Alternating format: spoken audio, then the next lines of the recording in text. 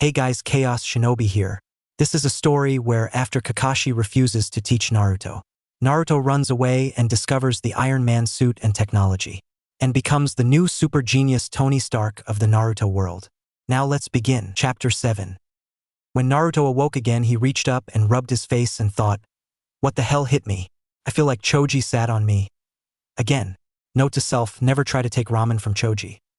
As he blinked and looked at his hand in front of his face and turned it right and then turned it left before moving it back and forward. He then used his thumb to touch each of his other fingers and he thought, "Eva, what happened while I was out? Everything is really fuzzy. How did my hand get fixed?" Eva's voice came in his head and said, "I am sorry." As she then showed him a video playback of all the events of him passing out all the way up to when he woke up after Tsunade gave him her necklace. After it was over, Naruto thought, "Eva, thank you for saving me. I need to also thank Shizune. How long was I out?" Eva asked, "Are you mad at me?" Naruto smiled and thought, "No. You did the right thing after I was an idiot." Eva said in a happier voice, "It has been 2 days since then.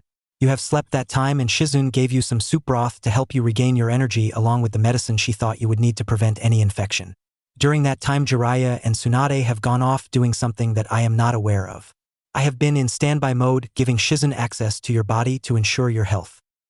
Naruto blinked and thought, "Well, I am glad Tsunade decided to heal herself and become Hokage, but why is it only Shizune that has healed me and not Tsunade? Not that I mind or anything, but I thought Tsunade was the more experienced medic."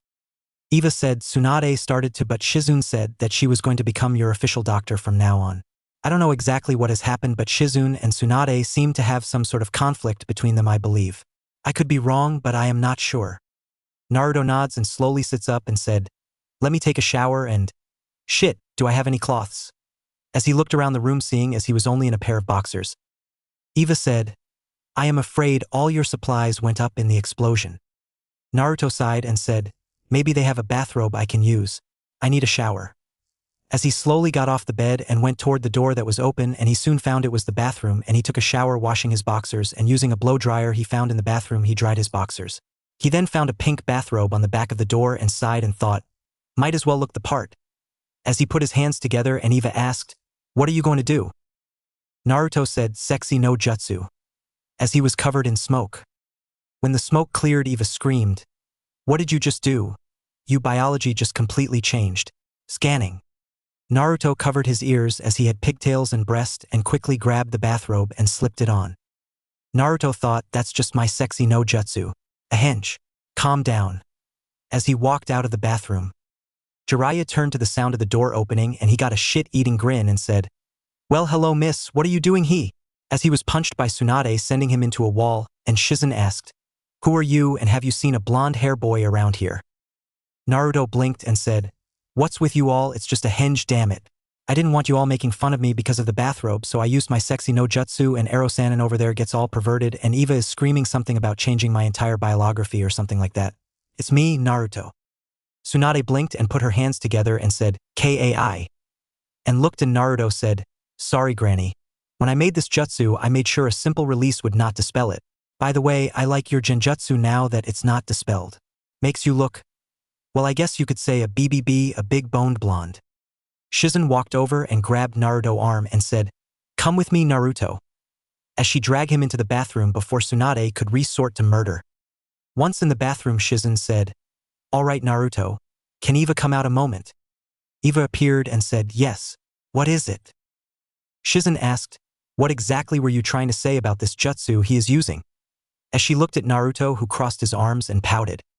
Eva said, "I don't understand exactly what happened, but the moment he did the jutsu, his biology changed from male to female completely." Shizune started some hand signs and her hand turned green, and she began to move them along Naruto's body, and Naruto said, "Stop that. It tickles." As he giggled a little. Shizune said, "Naruto, can you release that jutsu and let me check you again to confirm something?" Naruto sighed and said, "Geese, you all act like you never seen someone use a henge before." As he was covered in smoke, showing his regular body with the power cell in his chest. Shizune asked, "Does your scans show him back to normal also?" Eva scanned and said, "No. Somehow by him doing that jutsu, it changed his chakra network enough to allow some of the fox's chakra to enter his system again." Not more than 2%, but enough that it will take me an hour to change it to normal. Naruto scrunched his nose and said, "What are you all acting weird about? I have used that jutsu for 3 years now." Shizen asked, "Naruto, what do you know about the difference between a male and a female?" Naruto said, "Well, I know what I saw in a magazine that had pictures of women in bathing suits what women look like, and I saw a gross picture in GG office of what the inside of the human body looks like once before he took it away, and I know what I look like and that there is supposed to be something different, but I never really thought about it. I don't want to be a pervert and get hit like I see women do all the time to guys. I get enough of that already. Why?" Shizen blinked and blinked again and said, "Naruto, stay right here a moment. I will be back." As she got up and left the room, Naruto looked at Eva, who actually was sweat dropping, and he asked, "What?" Eva closed her mouth that she started to say something with, and she just burst into particles and faded away. Shizen, when she walked out of the bathroom, closed the door and walked over to where Tsunade was healing Jiraiya's jaw, and Tsunade said, "So did you figure out what kind of trick the kid is playing?" "Jiraiya told me he has a reputation of being a prankster." Shizen looked at her and blinked again and said, "That's just it. I wish it was a prank. Jiraiya-sama, what was his education at the academy like?" Jiraiya said, "I know he was the dead last of his class, but other than that I really don't know. I only actually met him right before we came to find you both." "Why?" Shizen rubbed her fingers against her temple and said, "What if I told you that what you all just saw was an actual shapeshift? What would you both say?"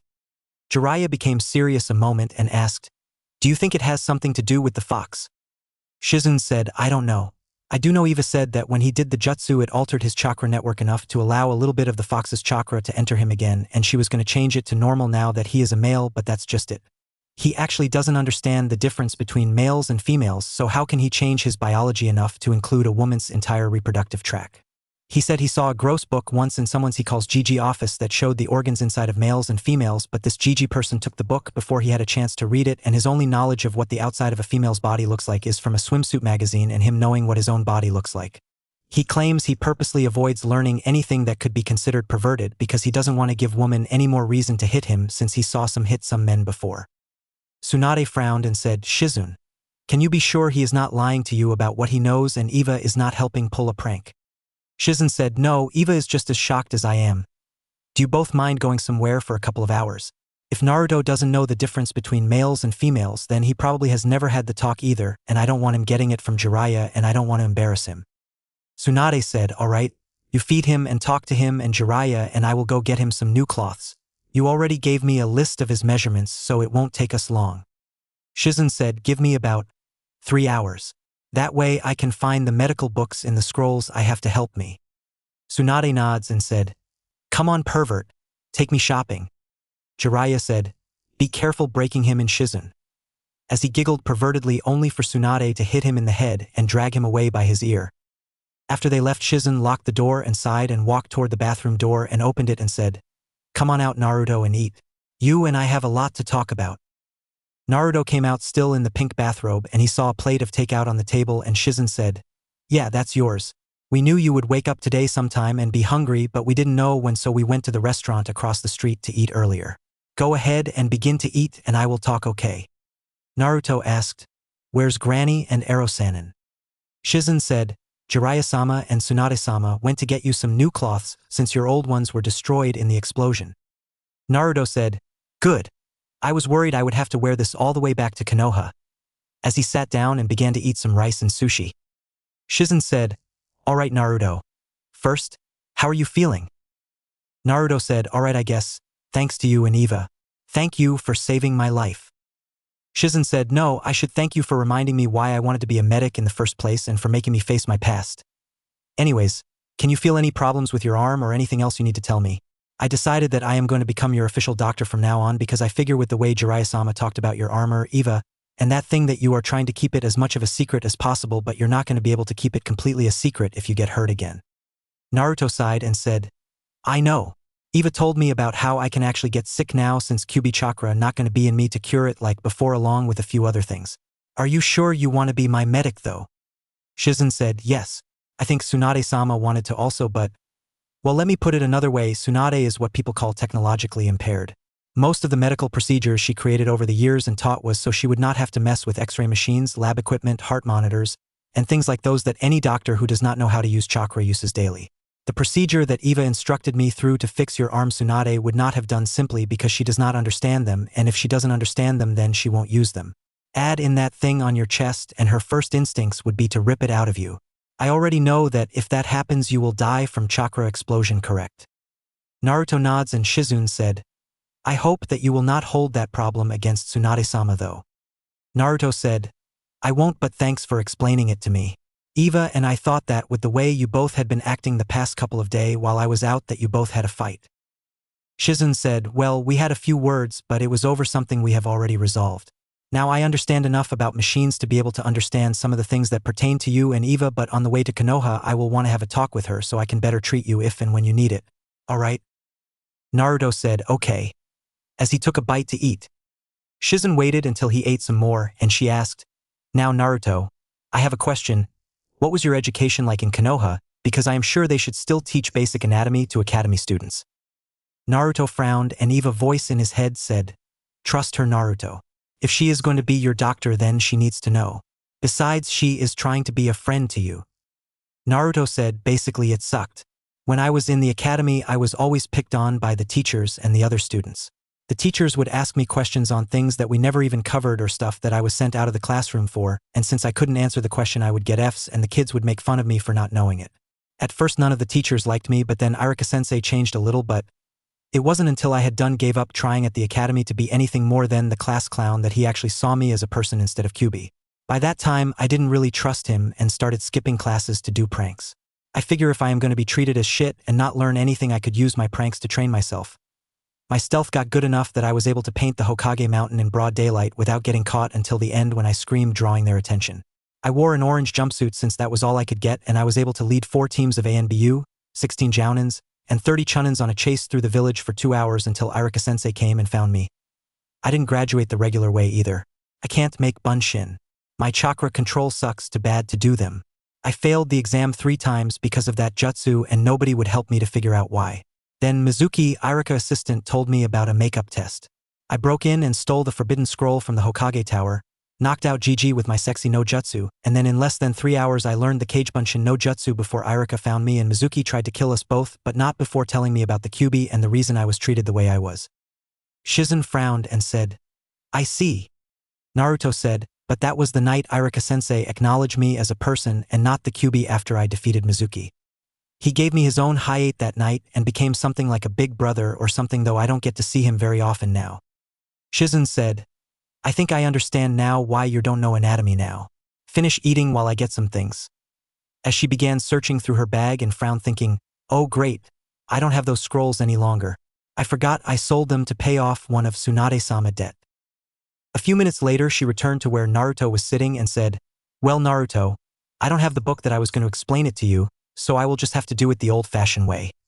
As she created 2 mud clone. Once there was 3 Shizune counting the original Shizune pulled out an ink pen and the mud clone changed their looks to where one was a male and one was a female and they both took off their cloths and Naruto had turned his head as the clones had began to undress.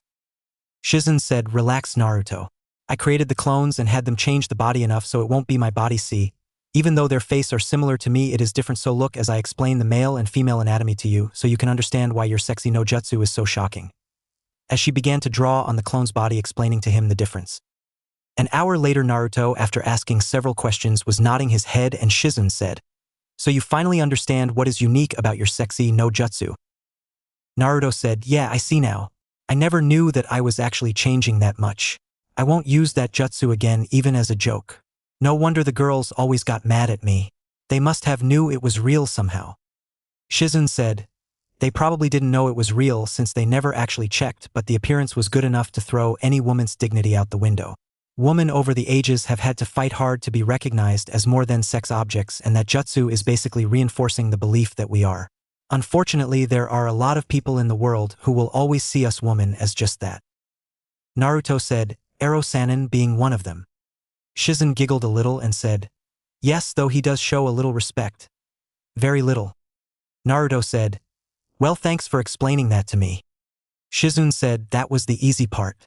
Now that you understand, I need to explain to you what is referred to as the talk. I am sure someday you will find some woman you love and don't want to ruin it with misunderstanding on what is appropriate and what is not. Right? Naruto nods and Shizun began to explain it to him. Naruto by the end of the talk was passed out on the floor because Shizun had the two mud clones demonstrate certain parts. After Naruto awoke, Shizun said, "So, any more questions?" Naruto said, "No, just promise me that you will never give me that talk again. Please." Shizun said, "I won't, and relax. Since you were so good a student, I will tell you what. Tell me what chakra control exercises you know and how often you perform them, and I will help you with them." Naruto scrunched his nose and said, "I know the tree climbing and water walking, and I mastered them both." Shizun blinked and asked, "Well, how often do you do them?" Naruto looked confused and Shizun said, "Your sensei did tell you that you need to keep practicing those to get better, right?" Naruto frowned and said, "Kakashi sensei only showed my team the tree climbing exercise, and he said to much chakra you blow off to little and you fall off. Mark the tree with a kunai to show your progress before you fall off." Sakura got it on her first try and he sent her to guard the client at the bridge while he recovered, leaving Sasuke and me to do it. That was all he ever said. To me at least. In fact, that was all he actually taught me. Shizun frowned and asked, "Well, what about the water walking?" Naruto said, "Well, Eva taught that to me after Kakashi sensei told me I wasn't worth his time to train for the Chunin exams before he left me without even a helping hand. I learned it in a day from her before learning the hidden mist jutsu and how to use this suit during the 1-month break between the semifinals and the finals of the Chunin exam." Shizun slapped her head and said, "All right, Naruto, here is the best advice to get good chakra control and to keep it anyone can ever give you. Even if you master the exercises, still do them to keep getting better. You know the tree climbing, learn the leaf balancing and combine them together a few hours a week. Know the water walking, learn meditation and combine them while walking on the water." Naruto asked, "Can you teach me how to meditate and how to balance a leaf?" Shizun looked around before sitting down in the lotus position and said, "Yeah, to meditate, sit down like I am and then focus on your breathing. Learn to stay calm and don't let anything bother you around you. Just concentrate on keeping your breathing at a set pace. Once you are sure your breathing is calm and steady with nothing on your mind, focus inside you and feel the other things in your body that are running at a steady rhythm. You will find your heart, and once you find your heartbeat, you will feel the chakra flowing through you. When that happens, flow with it, find where it begins and where it ends. Once you can map your entire chakra network in meditation, you will be able to then, like your breathing and your heart, be able to steady the flow to make it where, instead of ripples all throughout your network from the chakra being constantly created, to a steady stream." As she saw Naruto close his eyes and began to regulate his breathing. Shizun remained quiet for nearly 20 minutes and dismissed her clones, and Naruto slowly opened his eyes and smiled at her a little and said, "Thanks, Shizun. I think I understand what you were saying. Once I was able to get my breathing under control, it felt like I could feel my heart trying to tear out my chest. As I calmed it down, I felt, I don't know, my chakra doesn't normally feel like that to me." Shizun seemed confused and asked, "Like what?" Naruto said, You ever see a water hose that has been held with a kink in it and then suddenly let go, how the water just shoots out real hard for a second? Well, it feels like it was going out real hard constantly." A voice from across the room startled both Shizun and Naruto, with Jiraiya saying, "It's not surprising if you think about it, Naruto. Your body had to adapt to the Kyuubi chakra flowing into you, so to make sure that you have more of your chakra than the Kyuubi harmful chakra in you at a time, then your body would have to get to make your own reserves fill up faster than Kyuubi chakra." Naruto asked, "When did you both get back?" As he stood up, Tsunade said, "As Shizun mud clones dissolve." "But why did you need mud clones?" Shizun said, "To demonstrate something. Nothing important." Naruto rubbed the back of his head and said, "Then I have a question. If my chakra is coming out so fast from my heart, then why is hitting a wall that is going back toward my heart? Or at least that was what it felt like." Tsunade blinked and said, "Naruto, I know Shizun said she is your medic, and I suspect I know why." Shooting Shizun a glare, "But let me check something, please." Naruto looked at Shizun, who said, "Go ahead, Naruto. She has more experience than I do." Naruto walked over and Tsunade made her a few hand signs and her hand glowed green, and she moved it over Naruto's heart and then toward the device in his chest, and she narrowed her eyes and looked at Naruto and asked, "Since you got this thing, what has your chakra reserves been like?" Naruto frowned and said, "Actually smaller. I used to be able to make nearly 1,000 Kagebunshin, but now I can't even make 50Y. Jiraiya eyes got wide a moment and he walked over and said, "Take that robe off and let me check something." Naruto frowned but took it off, leaving him in his boxers, and Jiraiya said, "Well, the seal that is drawn here is adding chakra from his heart to the device. I can't see anything wrong."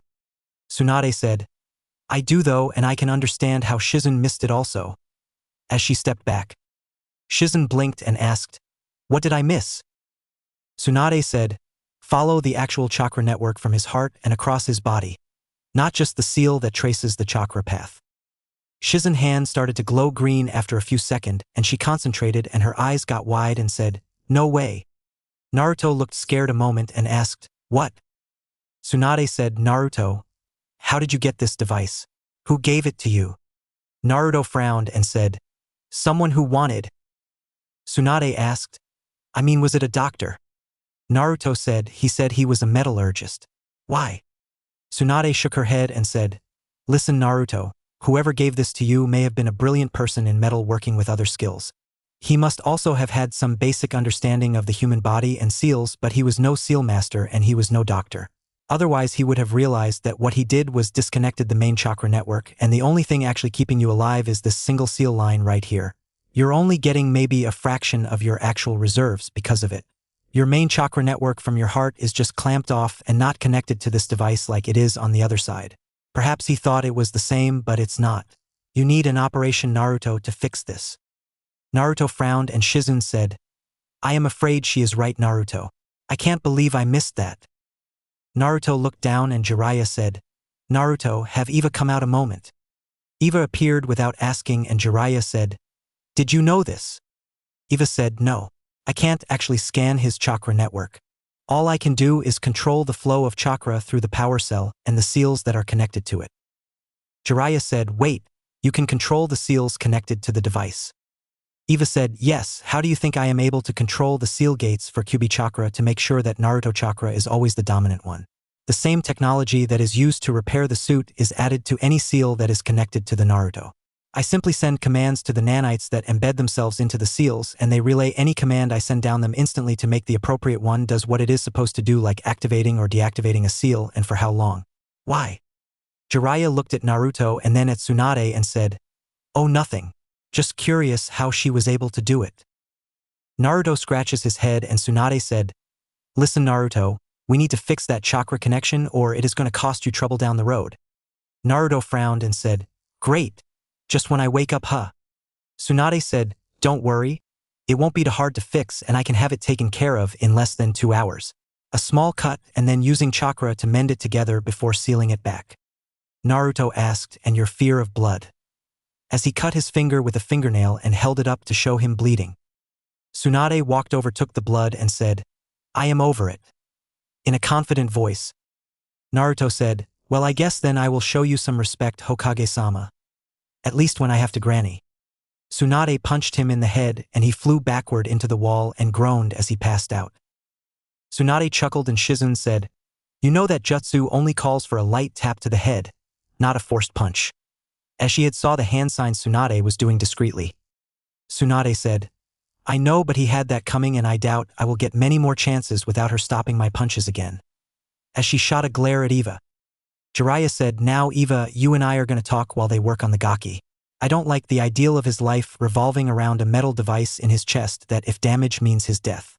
I studied the seals on him every chance I had since I met him and I do see you care for him. You may be a hologram but you do have some human emotions, most likely from your creator, so you must understand that you are a risk to his life." Eva said, "I am aware of this, though I can't do really more than I already am to help protect and aid him." As Shizen moved Naruto to the bed as Tsunade washed her hands, Jiraiya said, "Then we are going to discuss a few new seals you will have under your control to help him. I am going to create several failsafe seal lines like around the device in his chest that will have safety cutoffs like the Kyuubi gates that if that device is damaged he can still access his regular chakra by having you quickly turn them on. Do you understand?" As he turned his notebook around to show a drawing of what he had planned. Eva said, "Yes, I understand the concept as I had also been thinking about something like that, however I do not have the required knowledge to properly perform it myself or the ability." Jiraiya said, "Good. That shows you're willing to do what is necessary to ensure my godson life. Now on top of that I have a problem with his own speed and strength and enhancing them. I will place 5 seals on his back, arms, and legs that will act as artificial weights. They can only go up to 200 each for a total of 1,000 pounds and will increase by adding 10 pounds starting with the first 10 pounds. You will send a small burst of chakra to each of them when he gets used to them, adding 10 more pounds until each reach the 200 level. I will connect them each to a seal near the relay that I am putting around the device so not to draw too much attention." Eva said in a neutral tone, "Is that all?" Jiraiya said, no, there is one more thing. How much are you able to record around Naruto, because I notice when you were able to show him a replay of the Rasengan first stage to help him. Eva said, I constantly monitor the area for any threat to him and can replay whatever I monitor, including any battles we see. As a scene of Orochimaru and Jiraiya going through the process of summoning. Jiraiya said, I see. That was all I was needing to know. Now go ahead and rest, or whatever it is, when you disappear, as I got work to do. Eva frowned and thought, jackass. As she faded away. When Naruto awoke several hours later, he sat up slowly and Tsunade said, everything seems to be better now and you should have more chakra than ever before. Since it is too late today to head back, we will leave at first light tomorrow. We are going out to eat, so grab your cloths there and try them on and meet us down in the lobby. As she grabbed her coat and walked out of the room with Jiraiya and Shizune. After they were gone, Eva said, I don't know if you want to know, but some other stuff was done while you were asleep. As she had the replay of hers and Jiraiya conversation. When it was over, he said, I see. And he thought, can you hear me still? Eva nods and Naruto thought, I want you to keep watch of what everyone else does. I don't care who they are. Right now, the only one I actually trust is you, because you have never betrayed me or given me a reason to doubt you. Ero-sanin never was really there for me ever before I got you. As for Tsunade, she may be changing her spots, but seeing Kabuto like that showed me even someone who seems to want to help can shed their skin like a snake. Just like Mizuki. Eva asked, what about Shizune? Naruto thought, for now, her also. With a frown on his face. Eva nods and fades away as Naruto gets dressed in a pair of black pants, blue shirt, and then the armor appeared on him cloaked except for his head, and he slipped on his Chunin vest. When he got down to the lobby, Tsunade said, I see you finally ready. Come on, Gaki. Jiraiya said, so, everything okay? Naruto said, of course, why wouldn't it be? Jiraiya said, oh, nothing. Just wanted to make sure you feel alright considering all the medical needs you had. Naruto said, I see. Well, thanks for watching out for me, Godfather. With a smile on his face and thought, ironic, it's only when the Hokage ordered him to. Eva said in his head, don't become cold, Naruto. He may have honestly have had a reason that he claims. Naruto sighed and thought, I know, but I don't like how he treats me as an idiot and treats those I care for like crap. Eva said in his head, don't worry about me, Naruto. I have no feelings. I am just a hologram and a machine. These are real people who are trying to care for you. Naruto followed the group into a small bar and restaurant and thought, don't make excuses for them. I will give them a chance, but I won't let them hurt me like Mizuki did. Eva remained silent for the rest of the night. The next day, as the group was walking on their way back to Konoha, Jiraiya said, here you go, Naruto. As he tossed Naruto a scroll. Naruto opened the scroll and unsealed a rubber ball, and Naruto frowned as he sent chakra to it, and it explodes, and Jiraiya said, I see you got through that even faster than me. Tsunade asked, what are you both up to? Naruto said, he's teaching me the Rasengan.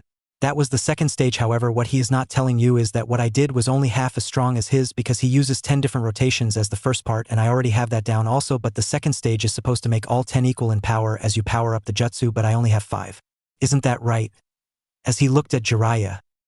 Jiraiya frowned and said, Eva helped you understand the jutsu better, then, I thought she could, but you also just revealed the secret behind it. Naruto shrugged and said, tell me what the last step is so that I can just go on to it after I finish getting all 10 up to the right level. Jiraiya frowned and saw Shizune and Tsunade looking at him, and he sighed before he blew up an air balloon and said, the last step is containment. You must put the first and second stage together without popping the balloon. As he showed a finished Rasengan and the balloon in both his hands. Naruto frowned and looked at his hand and said, why? Making all three look at them. Jiraiya asked, what do you mean, why, Gaki? That is just the way the jutsu is done. Naruto said, but then the problem with the Rasengan still exists. Your target has to be standing still in order to hit them. Why can't you just do this instead? As he held up his hand and everyone watched as energy began to gather in his hand, and instead of forming a ball like the Rasengan, it formed into a thinner, wider disc, and Naruto turned his arm and made a throwing motion, and the disc shot out of his hand and went toward a tree and sliced through the tree, leaving an inch-tall cut that was 6 inches wide all the way through the tree. All three adults were gaping at this, and Jiraiya asked, how did you do that? Naruto scratched his head and said, well, I was thinking back after I learned the secret to the first stage was multiple directions, where before I was only going one way and it made the balloon go flat. Jiraiya nods and asked, and Naruto said, well, that got me thinking, what would happen if you added multiple currents all going in the same direction instead of different? That was only 5 currents, the amount actually needed to burst a water balloon and a rubber ball. I still want to try and get it to the same 10 rotations like the regular Rasengan, but at least as it is now it doesn't take as much chakra as the Rasengan and it can be thrown. Jiraiya put his hand to his chin and said, I see where you are coming from though. Do you realize that you took the principle of the Rasengan and created a new jutsu? Naruto said, really? Cool. I guess I will call it a Rasen Shuriken since that is what it looks like, a shuriken spiraling. Jiraiya said, kid, you just completed one of the 2 dreams your father had for this jutsu. One was to be able to throw it. I see now the fact the energy is going in the same direction keeps is stable enough as long as the core is moving faster like gravity to hold it together in flight. Well done. Naruto scrunched his nose and asked, well, if that was one of my dad's dreams, then what was the other? Jiraiya said, to add elemental manipulation to it. Naruto asked, what's elemental manipulation? Jiraiya blinked and asked, do you know what your primary element is? Naruto said, no. Should I? Jiraiya frowned and asked, what the hell did Kakashi teach you, Naruto? Shizune said, tree climbing, and even that was half-ass. That was all he taught Naruto. Jiraiya growled and said, when we get back to Konoha, I will get the things I need to teach you elemental manipulation. Naruto said, that reminds me, we still need to go by and get me some senbons. I only have 50 left. Jiraiya nods and said, we will, kid, but I am more worried about getting your overall skills better. Not just those that you get from the suit. Naruto said, well, in the meantime I am going to keep working on the Rasengan to try and completely learn it so I can make the Rasen Shuriken stronger. I want to make it as wide as a demon windmill shuriken if I can. Jiraiya said, that would be a major assassination jutsu, Naruto, if you could throw it fast enough. Naruto asked, assassination jutsu? You mean like the Chidori of Kakashi? Tsunade asked, you do know that the Rasengan is an assassination jutsu, right? Naruto said, no, all I know about it is the steps so far and that my dad created it. Tsunade shot Jiraiya a glare and he said, I know. I will explain it to him. Naruto sighed as he pulled out another rubber ball and concentrated on his free hand and then on the ball, and it explodes again.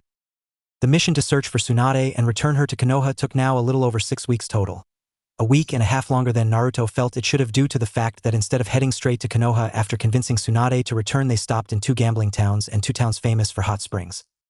During this time Naruto worked on the Rasengan and finished the final step, along with him meditating for an hour every evening before he went to sleep, as well as working on tree climbing or water walking with the aid of 100 Kagebunshin, who also learned the leaf balancing, increasing his chakra control to high Chunin or low Jounin levels thanks to the filtering of his chakra by Eva and the suit.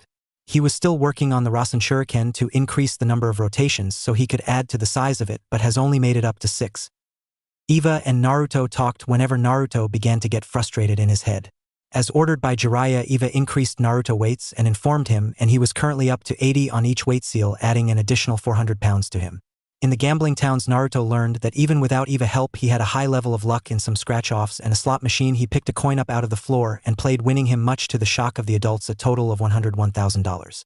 The $1,000 was his winning from the slot machine and the $100,000 was from the scratch-off. Jiraiya tried to go on about how Naruto would be tempted by the sins of the world to spend the money, but Tsunade sent him flying only to try and get Naruto to let her use it to gamble, with even going as far as trying to order him to give it to her. Naruto looked at both of them and told them that he was holding on to his money to change his life when he got back to Konoha. Shizune advised Naruto about the chakra control exercise and also about how to keep it up with a balance of doing the exercises on a routine. She also checked him out several times and declared that he made a full recovery. Tsunade and Jiraiya talked about Konoha in general, as well as Akatsuki, the attack on the village, and what of the political situation was when they had left to better prepare her for the job of Godame Hokage. As the gates of Konoha came into view, Naruto thought, finally. Eva said in his head, hey, look at the bright side, it was a successful mission. Naruto thought, true. I guess that's a plus. And he saw Kotetsu and Izumo at the gates, and Kotetsu said, finally Naruto, you're back. I was beginning to think you went missing Nin on us. Naruto said, no, just had to go get the old hag here to come back to Konoha. As he motioned over his shoulders at Tsunade, who cracked her knuckles and asked, what did you say, brat? Naruto said, chill, granny. Don't want you having a heart attack in your old age. With a smirk on his face. Izumo was pale as he recognized Tsunade and thought, He has a death wish. Tsunade said, just wait. I will bust your ass back to Genin when I take over. Naruto said, really? Then I guess that gives me a chance to kick Sasuke team ass finally. A voice said, seems you are still as surprising as usual, Naruto. Causing Naruto to scowl and look at Kakashi, who was sitting on the wall. Naruto looked at Kotetsu and said, Naruto Uzumaki returning from S-rank mission with Jiraiya-sama, Tsunade-sama, and her apprentice Shizen, requesting permission to enter. In a strict tone. Kotetsu said, granted and welcome back. Izumo and I are about to get off when Kakashi takes over in a few moments along with Shino. After you get out of the Hokage office, come look for us at Red's Bar on the east side of town. Can't miss it because it is the only building with a red roof. We will do that night of drinking. We promise to congratulate you on being Chunin, even if you get busted back later. With a smirk, Naruto turned and said, your orders, Jiraiya-sensei. Jiraiya frowned and said, let's go, kid. It's been a long trip. As he took a quick look at Kakashi before walking into the village with Tsunade and Shizen following. Kakashi frowned as he saw them walk away, and Naruto ignored him, and he jumped down when Shino walked up moments later, and Kotetsu said, come on, Izumo. Let's go get ready for tonight. It looked like he needs a night to relax. You both ready, right? Kakashi said, yeah. As he pulled out his book and began to read, and Shino leaned against the wall as a few bugs flew out toward the surrounding area. On the way through the village, Naruto had a scowl on his face, and Jiraiya said, you know, if you don't pick that lip up, you might step on it. Naruto said, I forgot while I was away that I have to grow up now. I am not some worthless area of space who is not worth people's times. I am a Chunin of Konoha and I need to act as such. In a neutral voice. Shizun and Tsunade both shot each other a look, and Tsunade said, drop the act, Gaki. Naruto said, I am sorry, Tsunade-sama, about my earlier disrespect. Without looking back, Tsunade sighed as she walked up the steps to the Hokage Tower along with the rest of the group. As they made it to the floor where the Sandaime office was, they encountered Team 10 walking out, and Shikamaru said, so you're finally back, Naruto, huh? Drawing everyone's attention. Naruto smiled a little and said, hey Shika, I see they promoted you as well. Ino blinked and said, wait, you made Chunin. Where have you been at, Naruto? Naruto said, sorry Ino, classified. All I can say is it involved those I am in the company of. If you would excuse us, we need to see Hokage-sama. As he went to walk by, Ino saw Naruto and the others enter the Hokage office, and she quickly turned and glared at Shikamaru and said, you knew he was promoted, didn't you? Shikamaru said, troublesome blonde. The Hokage informed Shino and I both, but we were ordered not to tell anyone until Naruto returned. As he began to walk away with his hands in his pocket, Ino growled and looked at Choji, who held up his hands, and she then glared at Asuma, who was smirking with a cig in his mouth. She crossed her arms and huffed before stomping away. After she was gone, Choji looked at Asuma and said, if she is mad about not knowing the gossip about Naruto being promoted, I wonder what she would do if she learned about Shikamaru and the examiner lady. Asuma chuckled and said, she would blow a gasket then. I wonder if those two idiots at the gate are gonna try and get Naruto like they got Shikamaru and Shino. Choji shrugged and said, I don't know, but if they do, who would it be? I mean, Shikamaru got caught by that Anko lady who used snakes to capture him and then tied him to her bed. Asuma said, yeah, Shikamaru is actually motivated now, trying to stay busy since Anko told him that if she found him not busy, she would have a repeat. Choji asked, what did Kurenai-sensei do to Shino though? Asuma chuckled and said, oh, she was extremely ruthless with him. I don't know how she caught him and neutralized his hive, but she did, and after that she gave him a fate worse than death. She took photo of him in only his boxers and posted them all over the village. Shino now has a fan club nearly the level of Sasuke. Choji blinked and asked, but why? Kurenai voice came from Choji sweetly, because of Shino family bloodline they have no body fat, and since they can't use other type of jutsu besides their clan jutsu, they have to focus on taijutsu, so they actually wear those coats to hide their bodies, not out of embarrassment but to keep from having fangirls. As Choji paled as he saw Kurenai standing there. Kurenai had a sickly smile on her face and asked, so what is it you were wanting to know about my punishment for Shino? As she looked at Choji and Asuma. Asuma put out his cig and said, Naruto back, and he is also a Chunin. We were wondering if those two are going to set him up like they did Shikamaru and Shino. Kurenai said, really now? I wonder who they will set him up with. I got to go. I just came by to tell you I would not be able to make it tonight, Asuma. Asuma said, okay. I hope everything is all right. Kurenai said, yeah, but Anko asked for my help with a problem, so I have to cancel getting drinks tonight. Asuma said, that's fine. If my guess is right about what is going on, then I might need to talk to Dad. Kurenai asked, what's going on? Just then the door to the Hokage office blew off and Asuma and Kurenai stood in front of Choji defensively. Naruto stepped through what was left of the door and said, told you, good as new. As he began to walk by Choji, Asuma and Kurenai, who were wide-eyed seeing the door completely destroyed. A few minutes earlier, as Naruto, Tsunade, Jiraiya, and Shizen walked into the Hokage office, the third said, Naruto, it's good to see you again. I can tell your mission was a success.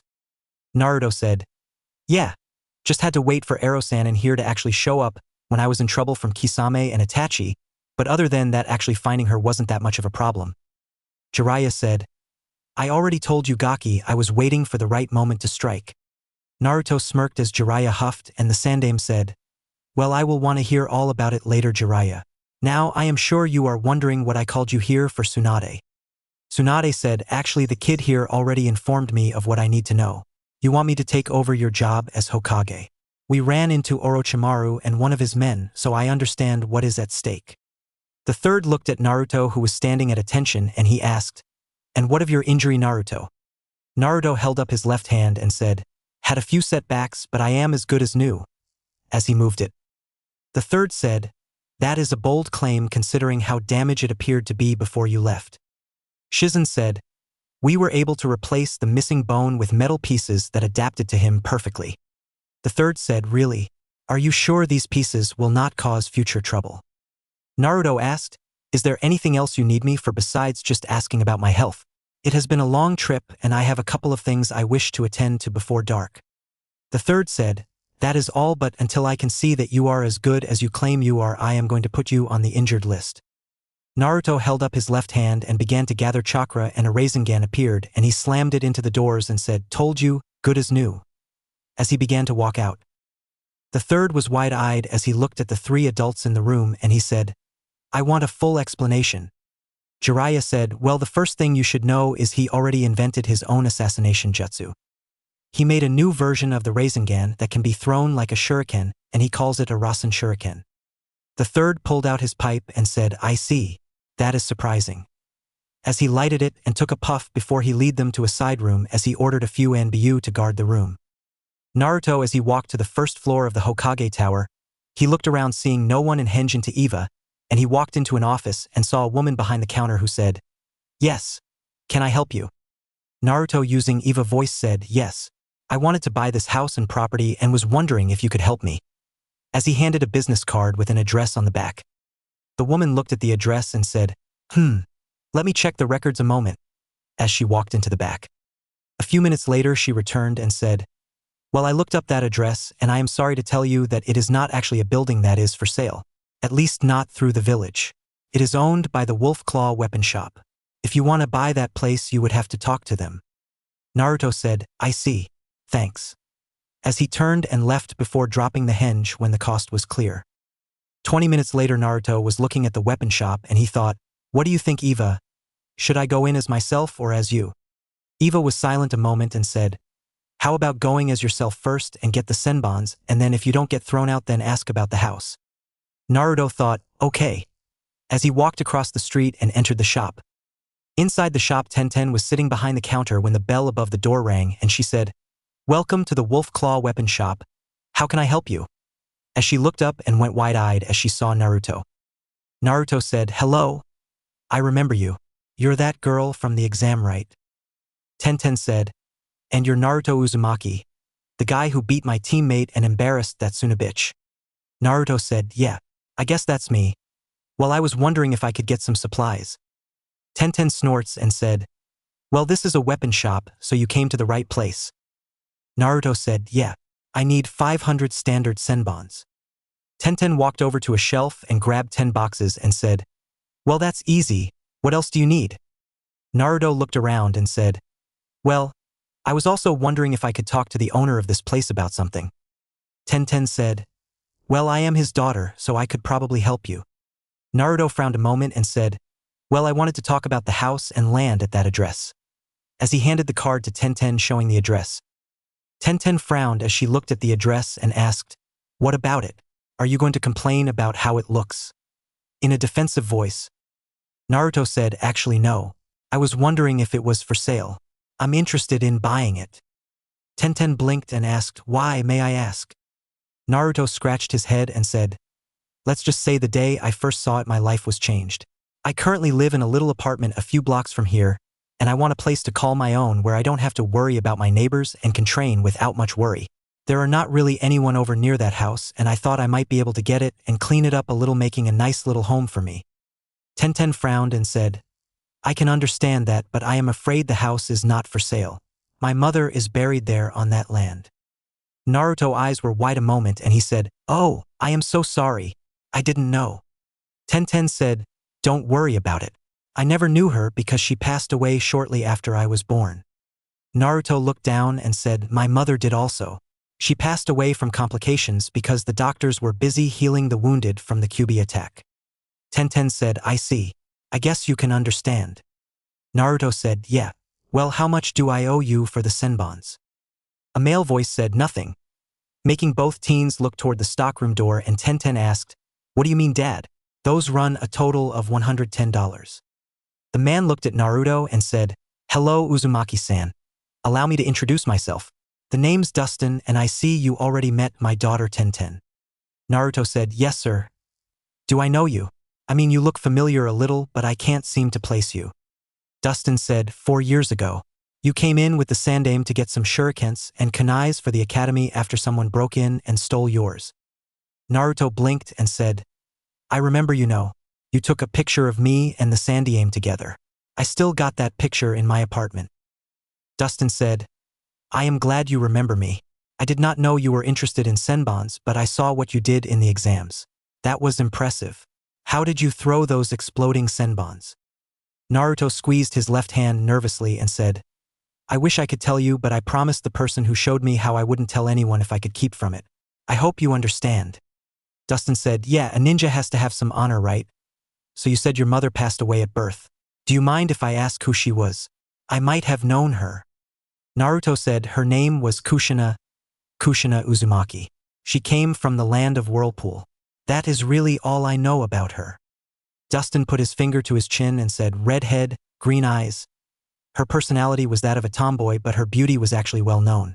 She broke hearts of many a man, if I remember correctly. I am afraid that I only knew her in passing once, though. Naruto looked down and said, Thank you. At least I know what she looked like. I must be going. As he set some cash on the counter and walked out grabbing the boxes of senbons. Dustin frowned and Tenten asked, what was that about, Dad? Why were you going to give those senbons to him free? A female voice catching both their attention said, he feels he owes a debt that is paid. Making both turn and gasp. Dustin said in a soft voice, Kakashi. It can't be. Tenten asked, Mom, as she looked at the person in front of them. The woman said, I am but an echo of the woman you think I am. I just wanted to say the debt you feel you owe is paid, Dustin. You have paid it back tenfolds, though you do not realize it. Please move on with your lives and thank you. I heard you saying you never got a chance to know your mother, so I wanted to pay you back a little of the debt that my master owes your family. Tenten asked, what are you talking about? Dustin frowned and said, you're Eva, aren't you? Tenten looked at Dustin and Eva said, yes, though I am here by my own choice without the others' knowledge. I don't have much longer. I wish to thank you for giving me this life. Dustin looked at Tenten, who was looking confused, and said, this is a hologram of your mother. She was a brilliant woman. Before you were even around, your mother copied her mind into something that we both worked on in hopes of making the world a better place. I can't tell you anything else, but I hope that this gives you a little bit of what you lost, dear. Tenten looked at Eva and asked, how are you here? Are you connected to Naruto since you heard what I said to him? Eva said, I am something unique. I did not come here to cause you any pain, and I was nearby when you and he were talking and I heard what you both said. That is all I can say.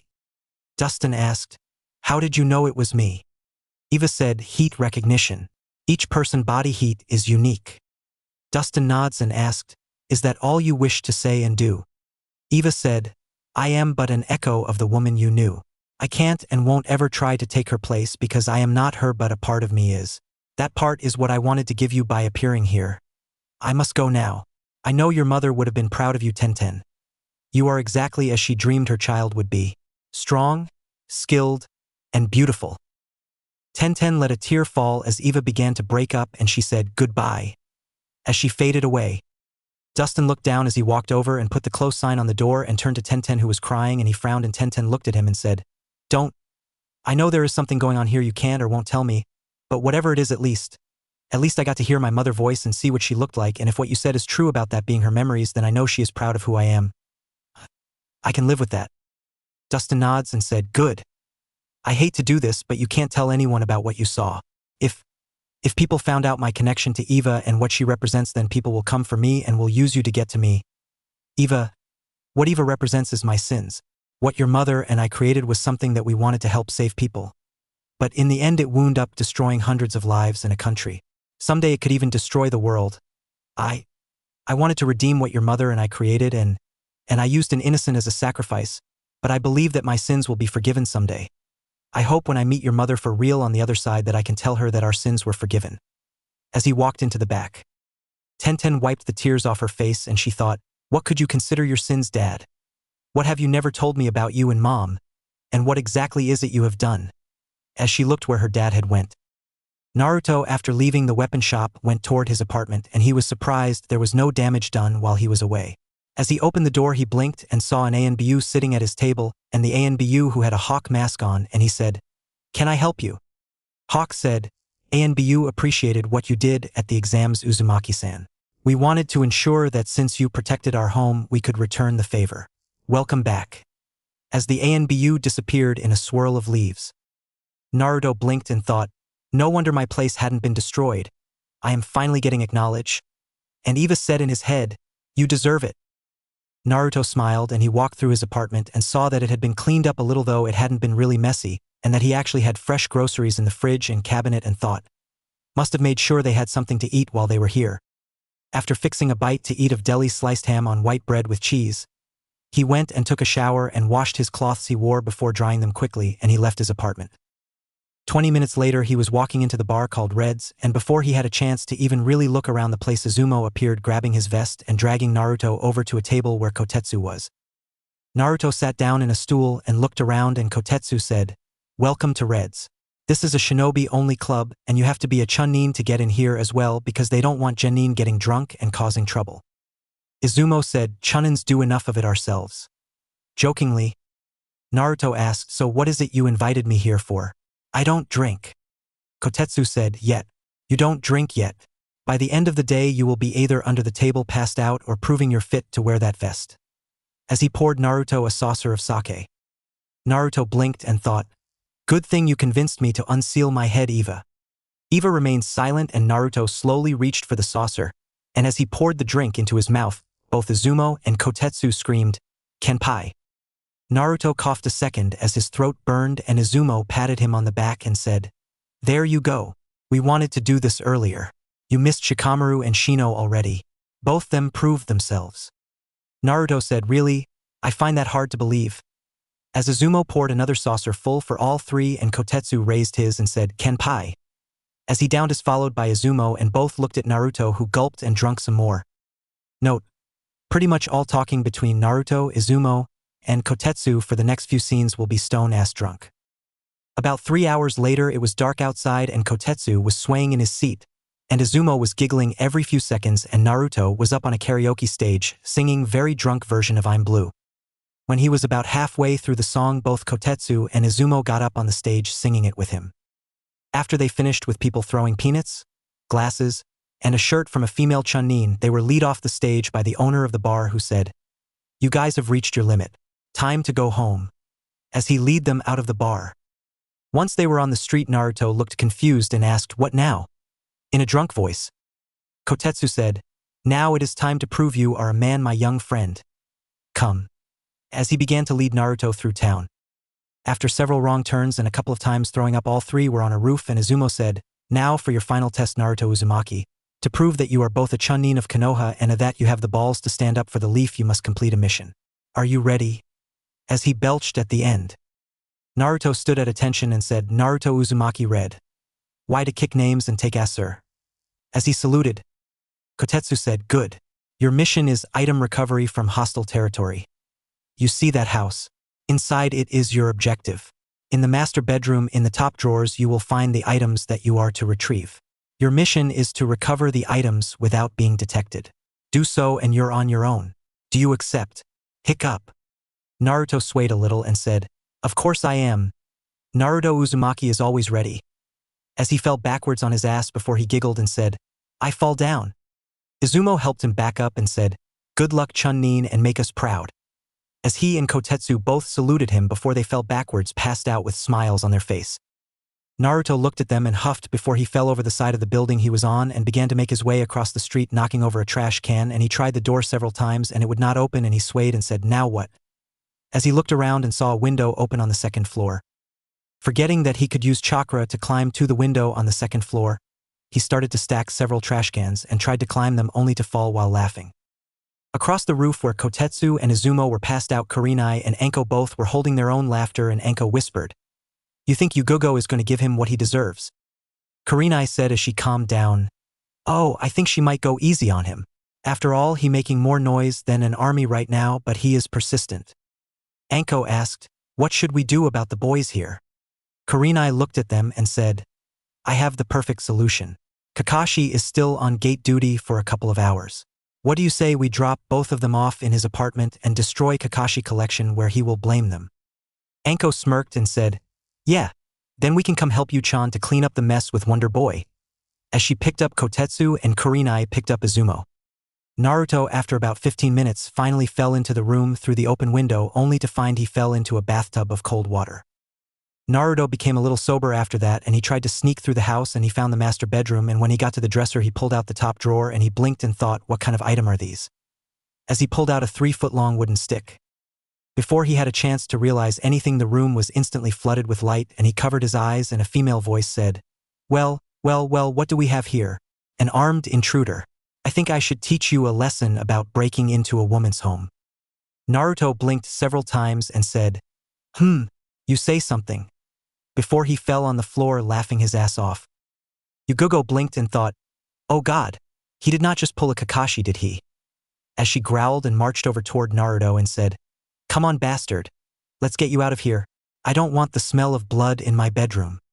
Naruto, still holding onto the wooden stick, said, "You're just like that crazy bitch from the exams. Wanting my blood in your bedroom." As he tried to pull away. Yugogo I twitched as she threw him into the laundry chute, and she heard Naruto say OW as he hit the floor in the basement. When she got there, she saw for Naruto, and they were all trying to hit each other, and one was screaming, "You bastard." As another screamed, "You want some bitch?" And another said, "Hold still so I can beat you." As the was panting, leaning on the stick he was holding. Yugogo smirked as she walked to the wall near the stairs and grabbed a stick just like the one the Naruto had, and she said, "First off, assholes, you don't use a Bakken like that." Each of the Naruto turned and looked at her and screamed, I am gonna kick your ass." As they tried to attack her. Yugogo was actually laughing as she destroyed the 3 Kagebunshin, and she looked at the last one and said, "Now as for you, Mr. Intruder, I am going to make you wish you were never born." As she began to attack him slowly, and he tried to defend himself. Finally, Yugogo hit Naruto's body, and she blinked and thought, what the hell? How can he take a hit like that and not be affected? As she narrowed her eyes and began to attack his body with some actual skills. Naruto by this time was starting to come around thanks to a small amount of Kyuubi chakra Eva had released into his system to fight the Sasuke, and he had started to try to defend himself. Yugogo finally smirked and said, "Not bad, kid. Let's see how long you can last." As she started a war of attrition on him. 2 hours later, Naruto was panting as was Yugogo, but by now he was sober. Mostly, and he asked, "So how long are we going to keep this up?" Yugogo said, "You seem to recover from being drunk quickly, or was that all an act?" Naruto blocked and said, "Getting the shit beat out of me by a pretty lady is not on my to-do list." As he jumped back. Yugogo said, "Flattery won't save you though. Do you have any idea what you did when you broke into my home?" Naruto glanced around and said, "Truthfully, I don't even know where the hell I am or who you are, lady. Last thing I remember was Kotetsu and Izumo both issuing a drinking contest to see who could drink the most in 20 minutes to help celebrate me making Chun-Nin. Though I do have a major headache." So who are you anyways? Yugogo said, I am Yugogo Yuzuki and this is my home. As she went to hit him in the arm. Naruto, who was slowly getting better, blocked the strike and said, well, if it's worth anything, I am sorry. I never been drinking before and I just wanted to pass this test to show I had what is required to be a chunin. Not some worthless kid who's not worth your time. As he frowned, Yugogo asked, who told you that shit?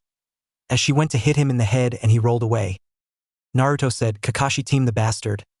I asked him to train me and he said I wasn't worth his time. Too busy being Sasuke bitch, I guess. As he started to attack and Yugogo defended easily. Yugogo said, I can't see Kakashi-senpai doing that. Remembering her one former ANBU captain. Naruto said, then you don't know the real Kakashi. The bastard. The first day we were a team he stuck his fingers up my ass. As he went to hit her in the side, missing the fact she was doubting the worth his time thing, not being Sasuke bitch. Yugogo ducked under the hit and said, really, 1,000 years of death, huh? As she realized what he was referring to. Naruto snorts and said, more like the secret handshake of the pedophile weekly. Yugogo actually laughed at that one. Naruto said, you have a nice laugh. As he ducked under a head strike. Yugogo said, you have a hard body to take those hits. Naruto said, not really, armor. As he hit his fist against his chest and Yugogo heard the sound of metal hitting metal. Yugogo said, but I can't see it though I suspected as much. Naruto went to hit her in the head and she went to block when he kicked her hand and slapped her bakken away and she charged and locked arms above his head with hers and he looked at her in the eyes and said, I see you're hurting. I guess that is all any of us feel anymore, huh? As he stopped trying to overpower her and she tripped his feet out from under him and held the bakken at his neck and narrowed her eyes and asked, what did you say? In a dangerous tone. Naruto swatted the stick away as he sat up and said, your eyes. They show you're hurting. I've seen that look enough to know it personally. As he pulled his knees up to his chest. Yugogo was pissed and she screamed, get out. Naruto said, I would, but I don't think I can.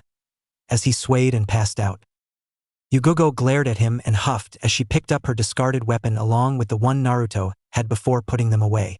She then sat down against a support beam and waited. A few hours later, Yugogo heard the sound of someone groaning as she opened her eyes thanks to her NBU training to sleep lightly and saw Naruto looking at his hand and he said, what the hell happened, Eva, and where am I? Yugogo blinked as she looked at him and he said, you're shitting me, right?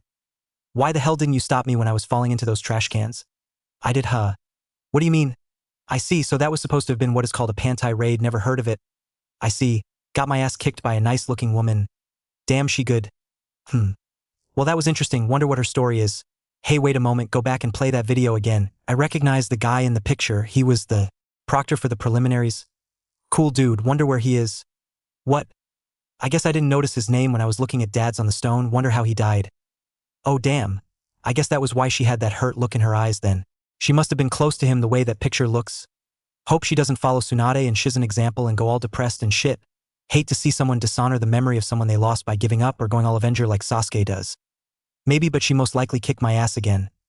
Why, I resent that. I never been a coward. Well, if all else fails, I just got one more person to hate me, nothing new there. As he rubbed his hand on his head and began to sit up. Inside Naruto head a few moments earlier. Naruto speaking.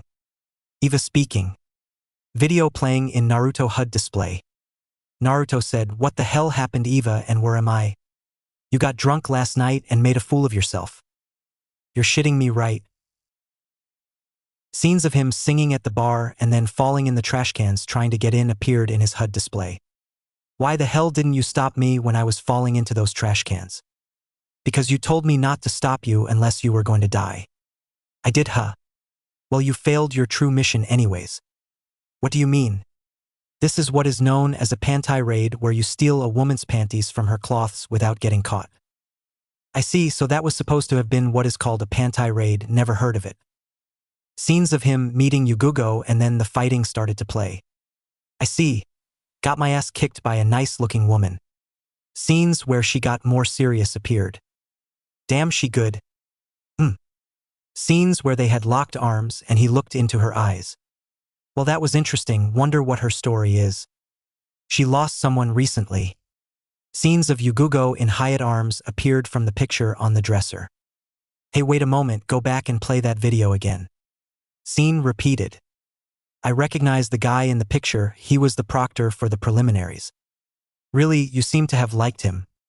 Cool dude, wonder where he is. He died. What? His name was on the memorial stone. I guess I didn't notice his name when I was looking at Dad's on the stone. Wonder how he died. It was before the exam, so sometime during the 1-month break. Oh damn. I guess that was why she had that hurt look in her eyes then. She must have been close to him the way that picture looks. It appears they were fiancés since she had an engagement ring on in the photo. Hope she doesn't follow Tsunade and Shiz's example and go all depressed and shit. Hate to see someone dishonor the memory of someone they lost by giving up or going all Avenger like Sasuke does. You could try and help her like you did Tsunade and Shizun. Maybe, but she most likely kick my ass again. Afraid of getting your ass kicked. Chihuahua, I resent that. I never been a coward. Prove it. Well, if all else fails, I just got one more person to hate me. Nothing new there. Go back to regular view. As Naruto sat up, he looked around and saw Yugugo looking at him, and he said, hi. Yugugo asked, have conversations in your head often? Naruto said, more than you would know. About last night, I wanted to say sorry for everything. I didn't mean to bring up painful memories. Yugugo said, I don't know what you're talking about. Naruto said, look. What is your name again? Yugugo said, Yugugo Yuzuki. Naruto said, look Yuchan. I realize now that you and Hyatt were engaged. I honestly didn't know until just a moment ago that he had passed away. I actually thought he was cool the way he tricked everyone into underestimating him with that cough, but I saw when he slipped the powder on his lip to make it where he would cough. Yugugo asked, and how can you claim to know something now you didn't know before since you didn't talk to anyone or go anywhere to learn the truth? Naruto frowned and said, would you believe I have a woman who is in my head and helps me to be a better man? Yugugo snorts and said, not likely, but it doesn't matter. Can you please leave? Naruto said, no. Yugugo narrowed her eyes and asked, and why the hell not? As she unleashed a little ki. Naruto said, because. As he got up and walked over to the wall where the Bakken were and said, you and I got off on the wrong foot last night because I got drunk and listened to those two idiots Izumo and Kotetsu. Remind me to kick both their asses later, Eva. As he tossed one of the Bakken toward Yugugo. Yugugo caught it and she said, do you really expect to beat me? I am now the best swords master in Konoha with Hyatt death. You can't even hold a weapon right. Naruto said, beat earn your respect, yes. Eva, armor and stealth shield deactivate. As Yugugo watched as the armor appeared on all of Naruto and then disappeared and she asked, what was that? Naruto said, that's my redemption, I guess you could say. Yugugo narrowed her eyes and said, that's how you beat the Hyuga, isn't it? Naruto frowned and said, yeah, but power don't come without a price. Yugugo asked, and what price did you pay for this power? As she began to pace around Naruto, having already noticed the blue glow through his shirt. Naruto said, I am a memory of pain for those who died because of Kyuubi and those who died in the name of making a difference. I have come to accept those facts and I will live every day of my life trying to make redemption to all those who have been hurt by the actions of what I bear. As he also began to move slowly in a circle to keep facing Yugugo. Yugugo asked, and that thing that's glowing in your chest? Naruto charged and took a slice and Yugugo blocked and counterattacked and Naruto said as he defended himself, my life. Over the next 3 hours both attacked each other and defended and both were sweating heavily though Naruto was in worse shape from the sake burning out of his system. Finally Naruto made a critical mistake and Yugugo quickly slapped his wrist as she twisted by his extended arm driving an elbow into his stomach and before sweeping his legs out from under him causing him to fall, and she placed the Bakken at his neck and said, do you yield? Naruto scissored her feet and Yugugo began losing her balance and the Bakken hit the ground beside Naruto's neck and he leaned up and caught Yugugo bridal style and said, draw. Yugugo chuckled to herself and said, draw. You were right about one thing, Naruto. You did earn my respect if only for the fact you proved you could go on even when you should have lost. Naruto sat her down on her feet and extended his hand and said, you told me your name but I haven't properly introduced myself. Naruto Uzumaki and this is Eva. As Eva appeared beside Naruto making Yujito wide-eyed. Eva said, pleasure to meet you, Ms. Yuzuki. Before she faded away. Yugugo said, you were telling the truth. Naruto said, yeah. As he looked away. Yugugo asked, why did you show her to me and your armor? Naruto said, a sign of trust. My life is in your hands. You have info now that would cost me my life if it was learned. Destroy this and you destroy me. as he raised his shirt and showed the power cell. Yugogo narrowed her eyes and said, "That still does not explain why you showed me. If that thing is truly a weakness that you claim it is, then why tell me? I could use it and kill you." Naruto said, "But you won't. I may not know you very well, but I can tell one thing for sure. You're the same as me. You're willing to do anything to protect that which is precious to you, and you're an honorable person who could have killed me in my sleep or for breaking in or any number of other times when we spared but you didn't. I respect that, and I know Hyatt was precious to you, but do not let his memory cause you to live a life of regret. After the village was attacked, I was sent to find Tsunade Senju to come to Konoha and be the Godame. When we found her, I saw firsthand what living in the past and letting the memories of those you lost can do to you. It took me nearly dying from blood loss, her assistant Shizen nearly being killed by Orochimaru men, Jiraiya fighting Orochimaru with summons for her to finally remember she has things left to live for and fight to protect. She just couldn't see them because of her always looking back. Don't make the same mistake she did. Yugogo said, "You're too naive to trust someone like you just did." Naruto smiled sadly and said, "That may be why I consider someone who was my enemy one of my first true friends, that I have vowed to live my life in honor of his memory." Yugogo looked at Naruto and slapped him upside the head, and Naruto said, "Ow! What was that for?" Yugogo said, "Kid, you are hopeless.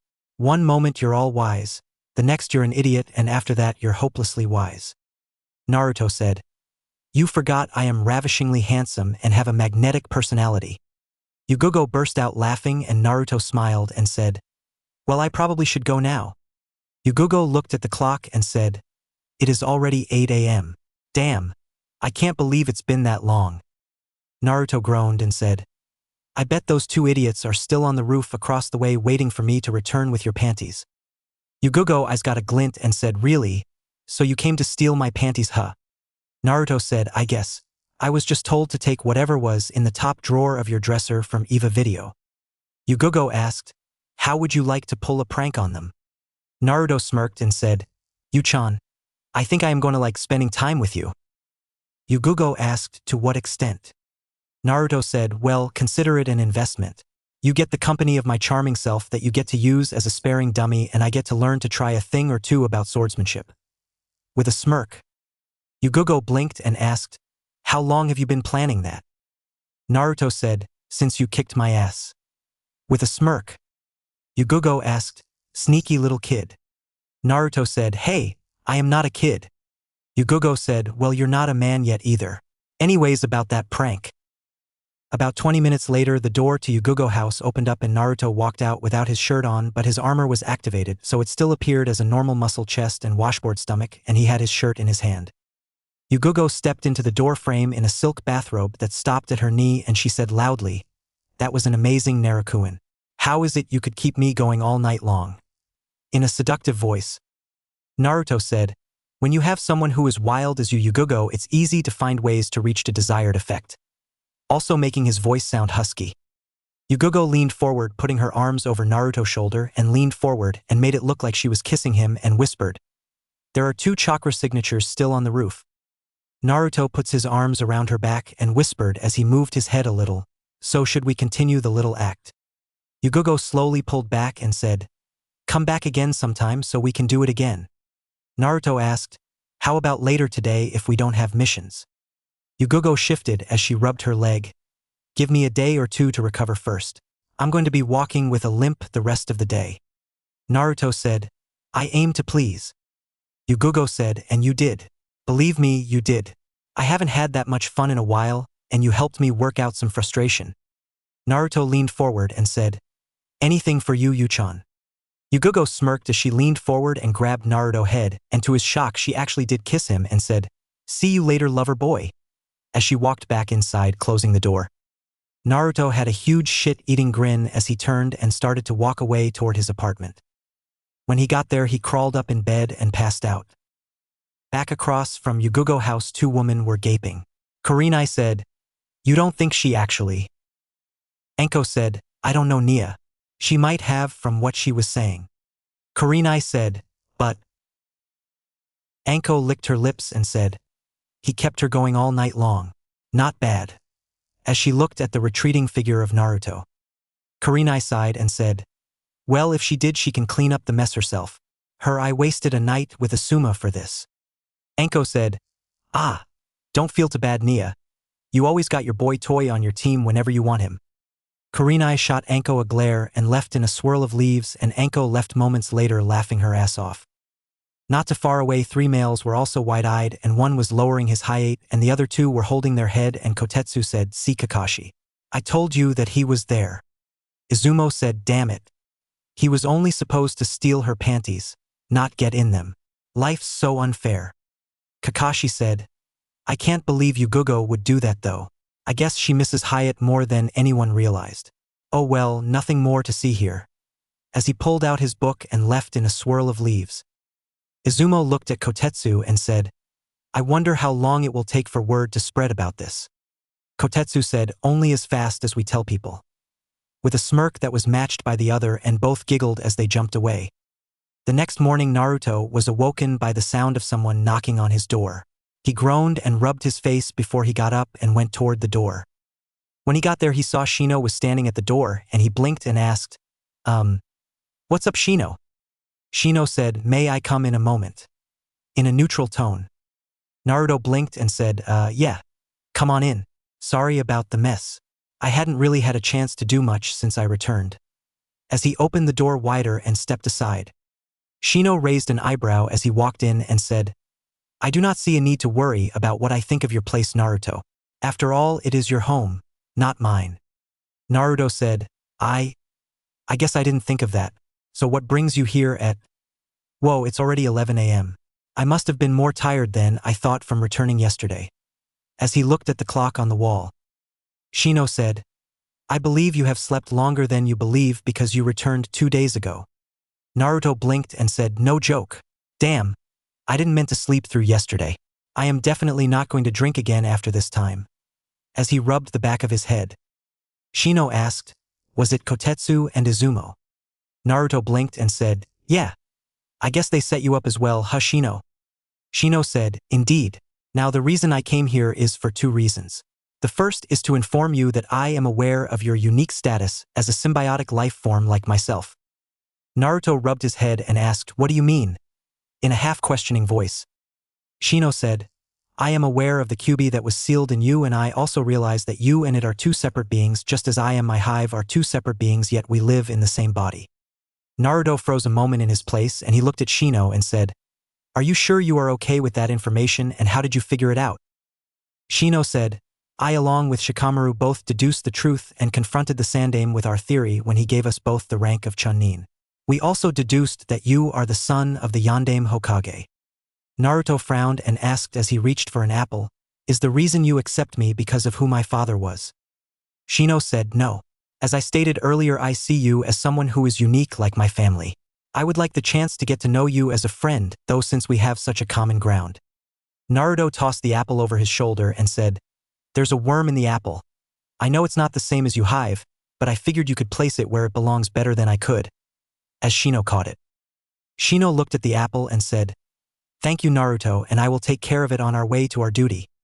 Naruto turned and asked, "What duty?" Shino said, "That is the other reason I am here at this moment. You and I have guard duty at the main gate in an hour. I have done it 3 times while you are away, so I am qualified to teach you what is needed to perform this duty." Naruto nods and said, "Then I need to get ready. Is there anything else?" Shino said, "No, that is all." Naruto starts toward the bedroom and stopped a second and said, "Shino, thank you," as he walked into his room and began to get his things. A small smile appeared at the corner of Shino's mouth before he shoo-shined away in a swarm of bugs. In Naruto's room, he sat down on his bed and wiped a tear off his face and thought, "Shino knows about the fox and accepts me. That is something I could not have seen coming, and I appreciate it. Shikamaru also knows, and he did not act any different toward me. Perhaps he will accept me as well. I am finally being seen as me and not the fox." As a small smile appeared on his face as he got up and quickly took a shower and got dressed before he left his apartment and headed toward the main gate. When he got there, he saw Shino standing there along with a pair of Chunins he did not recognize. Both Chunin nod to Shino and jump away, and Naruto walked over and asked, "So what do we do?" Shino turned to Naruto and said, "All we have to do is observe those who are coming and going. Write down who they are, what time they left or arrived, and look for anything that could be considered suspicious. If we find something that we suspect, we are to inform the ANBU who are nearby by using this hand sign. As he showed Naruto a hand sign and Naruto nods. Shino said, as you can see, that hand sign is very unique and would not be used for anything else. When you use that hand sign using chakra, it emits a small pulse that any ninja in a 4-block radius would detect. Other than those duties, we are to merely stand here or sit in the booth to your right. Naruto said, seems simple enough. How long is our shift? Shino frowned and said, that is why this duty is so frowned upon. All shifts are 12 hours, so we will be here until midnight. Naruto sighed and said, well, at least I can send a cage bunshin to get us some ramen if you don't mind later. Shino said, that is fine. I will have a vegetarian ramen as not to upset my hives. Naruto said, all right. I will send it about 6 to get them so we can enjoy a hot meal. Shino nods and stood at the gate, and Naruto sighed as he leaned against the wall and looked at his hand, and chakra began to gather in his hand, and Shino looked over at him as a small disk of chakra appeared, and after several seconds it faded from view, and he asked, what was that, if I may inquire? Naruto looked up and said, oh, it's a jutsu I invented off of one my father first created. I call it the Rasen Shuriken. It still is not complete yet, though, so I figured I can work on it a little bit since it's mostly just chakra control at this stage. Shino nods and said, it seems like a very powerful jutsu. What does it do? Naruto formed another one in his hand, and he drew his hand back and threw it at a tree across the road outside the gate, and it went right through the tree, and after about 60 yards it dissipated, and Naruto said, that is what it does. I hope to get it where it will be the size of a demon windmill shuriken when I am done, though. Shino looked at the hole that was in the tree and he said, that is most impressive. You said you created it off of one of your father's jutsu. Which one? Naruto held up his hand again, and this time the chakra formed a Rasengan, and he walked toward the same tree he sliced earlier, and he drew back his hand and screamed Rasengan. As he slammed his hand into the tree, blowing it to pieces and causing the tree to fall backwards into the woods. Shino glasses had fallen off his face at the destructive force of that jutsu, and Naruto walked back over and said, that was my father's jutsu. Pretty impressive, huh? Shino put his glasses back on and said, that is very impressive, Naruto. I can honestly say that nothing in my skills would come even close to either of those jutsu. Naruto scratched the back of his head and said, they're not that complicated, but it takes a lot of chakra control and power. I have always had a lot of chakra thanks to that, however, I have also had very little control. I would have learned it a lot sooner than I did had I not had to work my control up from low Genin to high Chunin or low Jounin. Shino said, that is an impressive increase nonetheless. I also did not detect any abnormal chakra from you, so that was all you, correct? Naruto frowned and said, yeah. I finally grew up, I guess you could say. Shino nods and said, well, I am honored to know you. As he let a few bugs fly out of his coat sleeve toward the woods before he walked over and moved a chair in the check-in station back against the wall, and he sat down and, much to Naruto's shock, slouched down and set his feet on the desk. Shino saw Naruto's eyebrows raise and he said, what? Guard duty is still a pain and boring as hell. Might as well sit down if you can. I will meditate. Naruto chuckled and said, I guess you're right. As he walked over and sat down. Nothing was said until Naruto sent a cage bunshin to get some ramen for them both. Only ANBU and 3 Jounin left the village during that time. As the day ended, Shino said, thank you for not disturbing my meditation. Before he shoe-shined away in a swarm of bugs. Naruto, after being relieved by another pair of Chunin, he did not recognize, but he did notice one glared at him. He sighed and thought, well, at least I got some respect now. As he went back to his apartment, took a shower, ate, and went to sleep. The next morning, he was awoken again by the sound of someone knocking on his door. He got out of bed and answered the door and blinked as he saw who was standing there, and he said, hello, Sakura. What are you doing here? Sakura blinked as she noticed the Chan missing from her name and said, Baka, why haven't you been at our team meeting spot? Tenten returned to her team yesterday, so. As Naruto had enough, and he clamped his hand over her mouth and glared at her, making her freeze. Naruto said, look, I just got off of guard duty at the main gate around midnight last night, and I need to check in with the Hokage to find out if I am even still on Team 7. Now be a good girl and go bitch at the Sasuke team and Kakashi team. Saying Team 7, Kakashi, and Sasuke name with venom as he stepped back before she had a chance to finish drawing her breath to scream and slammed the door in her face. Sakura huffed as she turned and stomped away and made it about 3 steps before she froze and thought, wait. Why would he not be on Team 7 and why would he have guard duty? Only Chun? And oh way. Inner Sakura said, that Baka got Chunin. Sakura looked back at Naruto's door before she took off running toward Team 7 training ground. Naruto, after he took a shower and got dressed, reloaded the senbons into his arm by following the directions of Eva, and he quickly left his apartment and traveled by rooftop till he reached the Hokage Tower. When he got there, he saw several people running around, and he quickly slipped to the Hokage office and knocked on the door. He heard the Sandaime say, "Enter." And Naruto opened the new doors from where he had blown the last ones off, and the third was sitting near Tsunade, who was rubbing her temples as she looked up and glared and asked, "What do you want, brat?" Naruto said, "Well, I had guard duty last night and I came today to find out what happens now. Do I get a new team, or am I going to get to train with Erosanin, or what?" The third asked, "Didn't Jiraiya come tell you he was going to start your training?" Naruto said, "I haven't seen him since I left the other day." Tsunade clenched her fist and Jiraiya's voice said, "Relax, Haim. I was giving him a couple of days to rest before I started to teach him Kuchios no Jutsu." Tsunade looked at the window and saw Jiraiya come in, and he said, "Hey Gaki, how was it?" Naruto blinked and asked, "How was what?" Tsunade asked, "What are you talking about, Jiraiya?"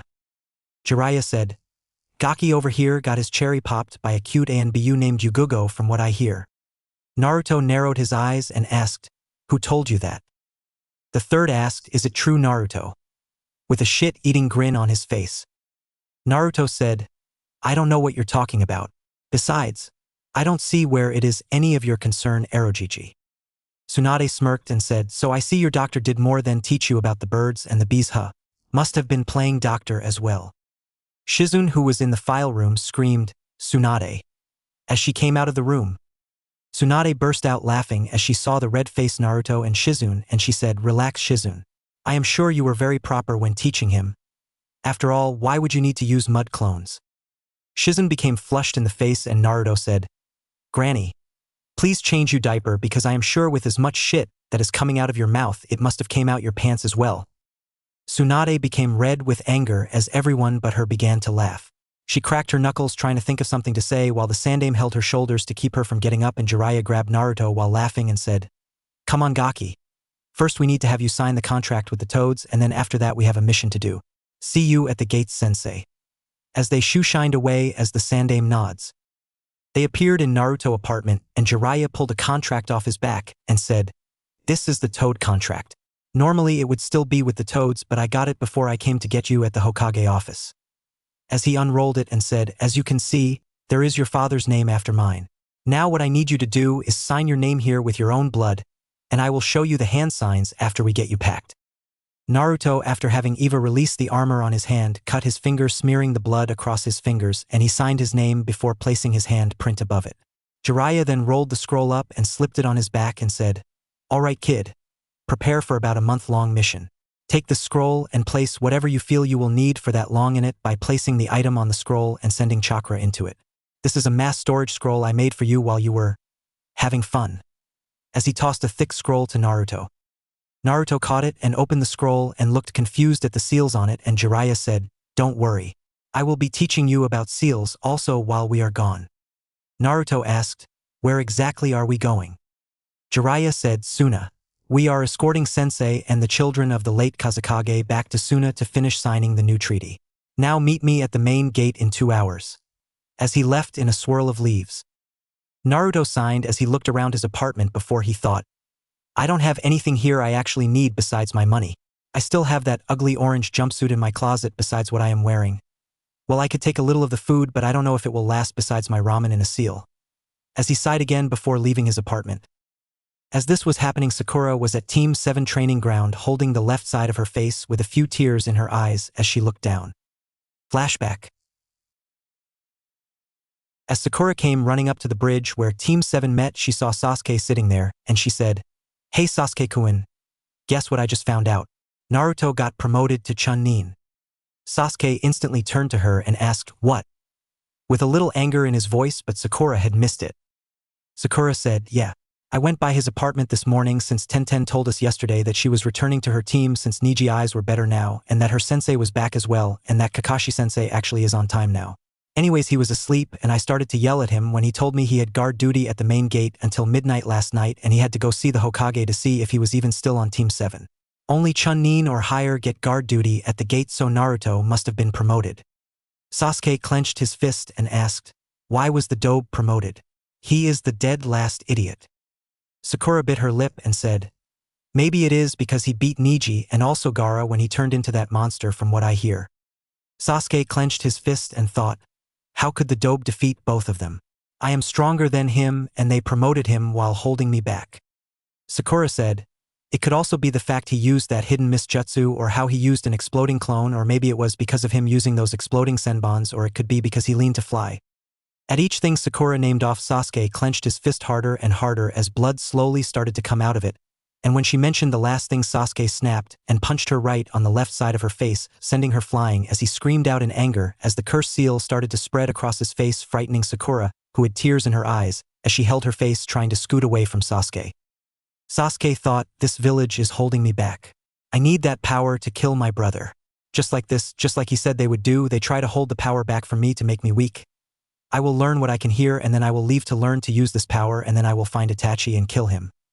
As he felt the power of the curse seal flow through him. After several moments, Sakura saw Sasuke's curse seal slowly receded, and he turned his back away from Sakura and looked off the bridge. End flashback. Kakashi arrived at the bridge and saw Sakura holding her face and saw Sasuke with his back to her, and he asked, "Is everything all right?" As he saw Sakura flinch and Sasuke glare at her.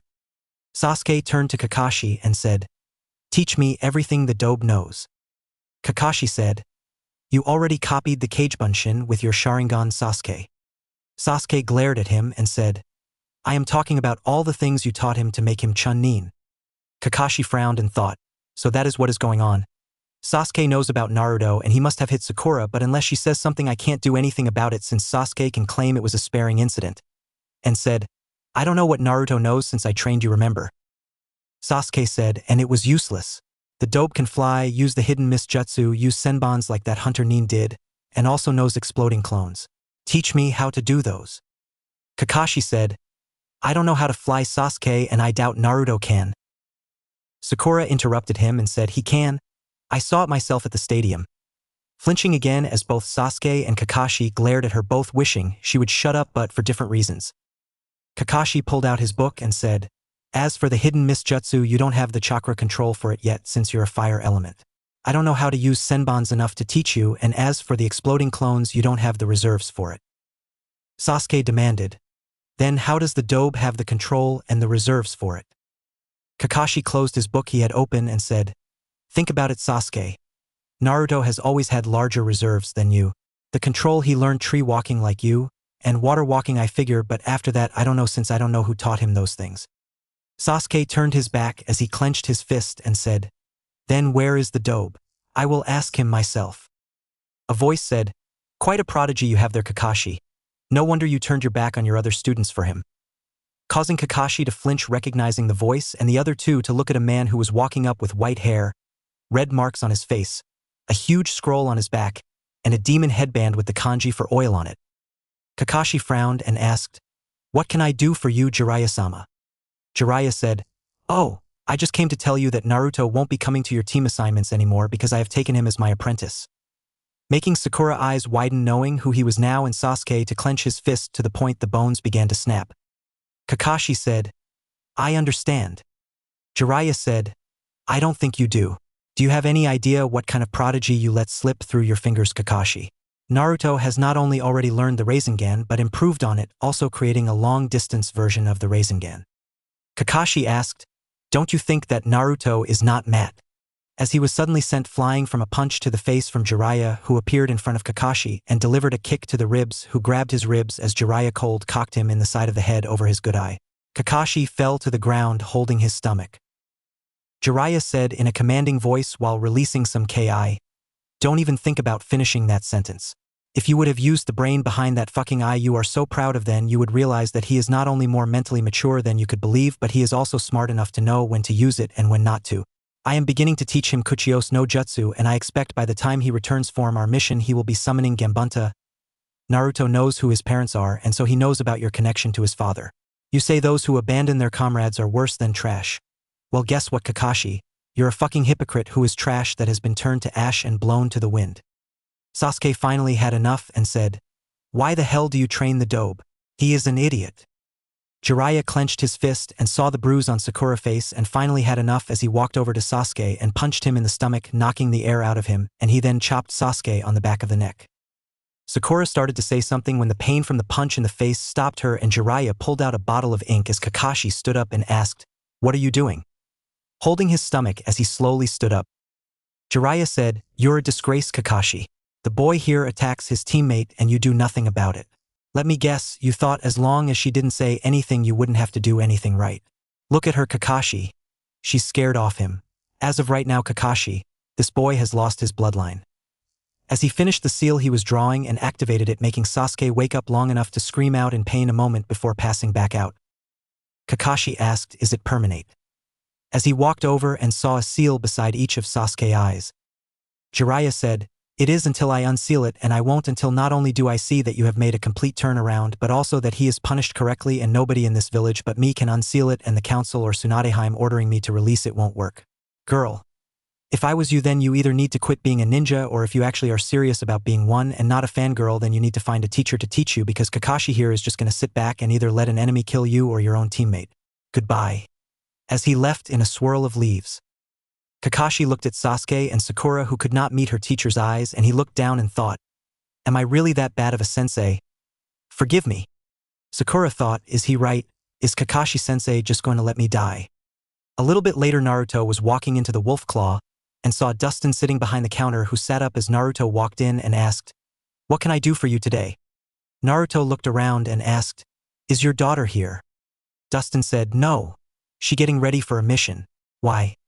As he looked at Naruto. Naruto said, "I wanted to talk to you without anyone listening in. Why were you going to give me my order free the other day?" With narrowed eyes. Dustin smirked and said, "I just want to say I am impressed with the way you have turned out. I mean the way you're willing to face the devil himself, kicking and screaming to show the world who you are." Naruto thought, "More than you know," and said, "Is that the real reason?" Dustin said, "Not everyone is out to get you, Naruto. Some people want to actually help you along the way. They may have their own reason why, but there are some who do, and I am one of them. I have my reasons. What they are my own, but I have a reason to want to see you succeed in showing everyone who you really are." Naruto bit his lip and said, "Thank you." Dustin smiled and asked, "So what is it you need today?" Naruto said, "I need some supplies. Erosanin gave me this scroll and told me to pack for a month-long mission to Suna. This scroll is supposed to be able to hold several items, but I don't really know that much about it. I need supplies and to put them in this scroll." Sounding confused, Dustin looked at Naruto and said, "All right, I think I understand. You want to get some supplies for this mission, but you don't know what you need and how to use that scroll, right?" Naruto said, "Yeah. I just have trouble understanding sealing for some reason. I know how to unseal stuff, but everything else about it confuses me, and I never been to Suna before, so I don't really know what to expect on the mission, and I guess since I never actually had money to buy correct supplies before, I don't know what I should pack." Dustin said, "My late wife used to say the answer to solving any problem is to first understand what you have a problem with. Then once you know that, then you solve that problem, then you go from there." Naruto blinked and said, "So if I know I have problem with seals, then I should solve that problem." As he thought about what Dustin said. Dustin said, "Yeah. But seals will take a while to learn. I can give you a book on basic sealing to help you learn. It's where I learned them from." Naruto smiled and said, "I would like that." Dustin said, "Good. Now how about we solve your other problem about getting your supplies for your mission? What do you have sealed so far?" Naruto looked sheepish and said, Nothing." Dustin's sweat dropped and said, "All right, what about your clothing?" Naruto said, "Well, I was wanting to get new cloths." Dustin nods and said, "Well, I can help you with that. Anything particular you were wanting?" Naruto said, I am not really for sure. All I ever been able to buy before was those orange jumpsuits, so I don't really know what to wear besides that. These were bought for me while I was recovering from injuries." Dustin blinked and asked, "What injuries?" Naruto scratched his head and said, I sort of broke my left arm." Dustin thought, must have been the thrust cannon. Wonder what happened to the safety shock absorbers. And said, "I see. Well, it's good to see that you're back to normal, so let's get you some cloths." As he put his hand to his chin and looked at Naruto before he started to walk around the store grabbing a few things before putting them back, and then he went into the stockroom. When he came back, he handed a pile of cloths to Naruto and said, The dressing room is over there where the number 1 is. Just go in and try those on and tell me if you like them or if they're the wrong size. Naruto nods and walks into the room, and once the door was closed he thought, Eva, can you drop the suit a few minutes? Eva said yes. As the suit dropped and Naruto took off his cloths and he slowly began to slip on the cloths. When he was done he looked at himself in the mirror and thought, wow, this is cool. As he saw he had a pair of black ANBU pants, black combat boots, and a black modified Chunin/ANBU armor vest with multiple pockets for scrolls. Naruto blinked and rubbed his chest and thought, wonder how this was able to mold around the power cell so perfectly. It is almost like it was specifically made for me somehow. As he came out of the dressing room, Dustin looked at Naruto and nods before he said, now you look like a Chunin Naruto. I went ahead and grabbed you 2 weeks worth of the same model of cloths with a few green, blue, and red mixed in for you. There is something missing though. I got it. As he walked into the back again and came out with something that made Naruto eyes widen. Dustin said, I figure you might want to have something to cover you from the elements a little. This should work. As he held up a black cloak with blue flames on the bottom of it and blue flames on the cuffs of the sleeves as well. It was finished off with a hood that would cover the top of Naruto's head.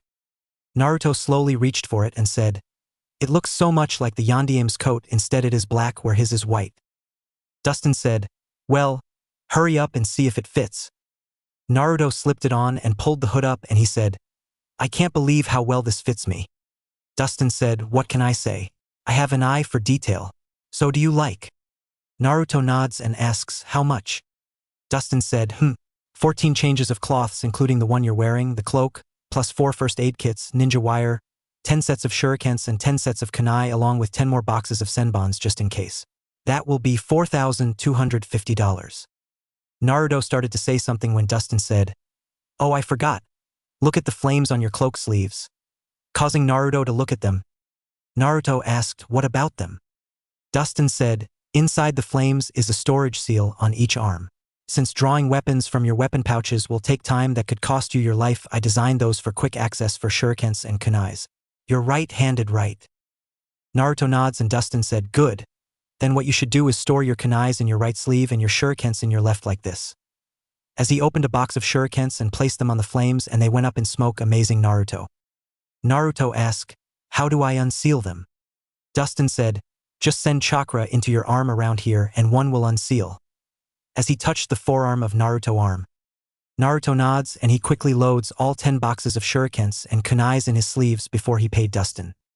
Dustin grabbed the scroll Naruto brought in with him and quickly showed Naruto how to seal the cloths, the book on basic sealing, and the other items, and Naruto went into the changing room grabbing his old cloths, sealing them, and had Eva turn his armor back on under his cloak, and he walked back out and Dustin said, well, besides getting some food and water, I think you're set.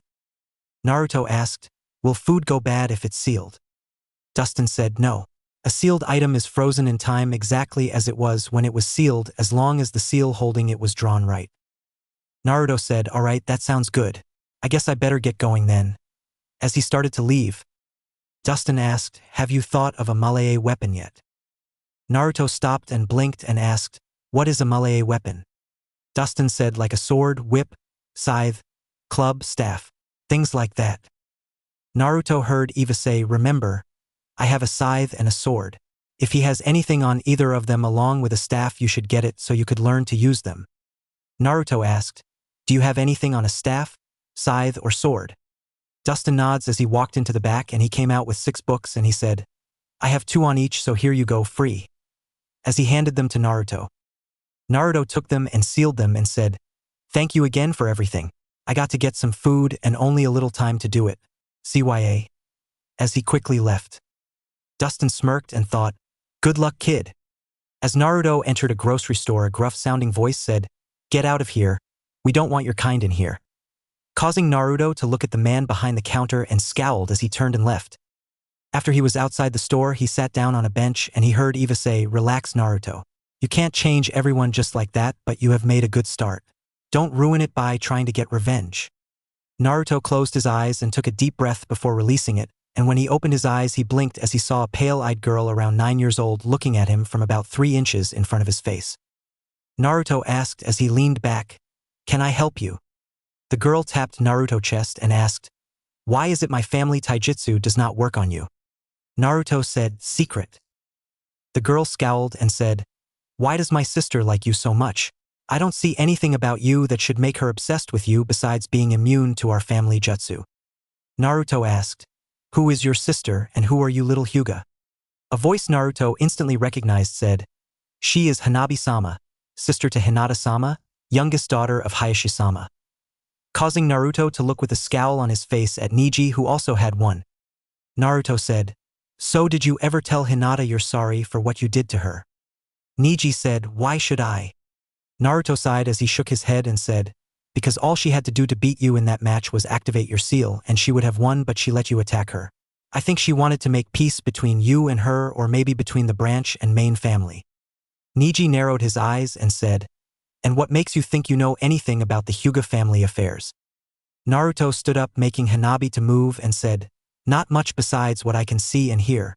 Of course it looks like I can see better than you can because I can see that Hinata loves you. Too bad you're too much of an idiot to see it. Hope you take after your sister Firecracker, because if you follow the same path and him, then all you're going to have is loneliness. CYA Screwdriver." As he began to walk away, Hanabi blinked as she saw Naruto walk away and looked at Neji, who was red-faced, and thought, "Strange. He shows no fear of Neji or me even after he finds out who I am. He is diff. What in the world?" As she saw the Konohamaru corp playing with Naruto, Neji saw this and said, "Come, Hanabi-sama.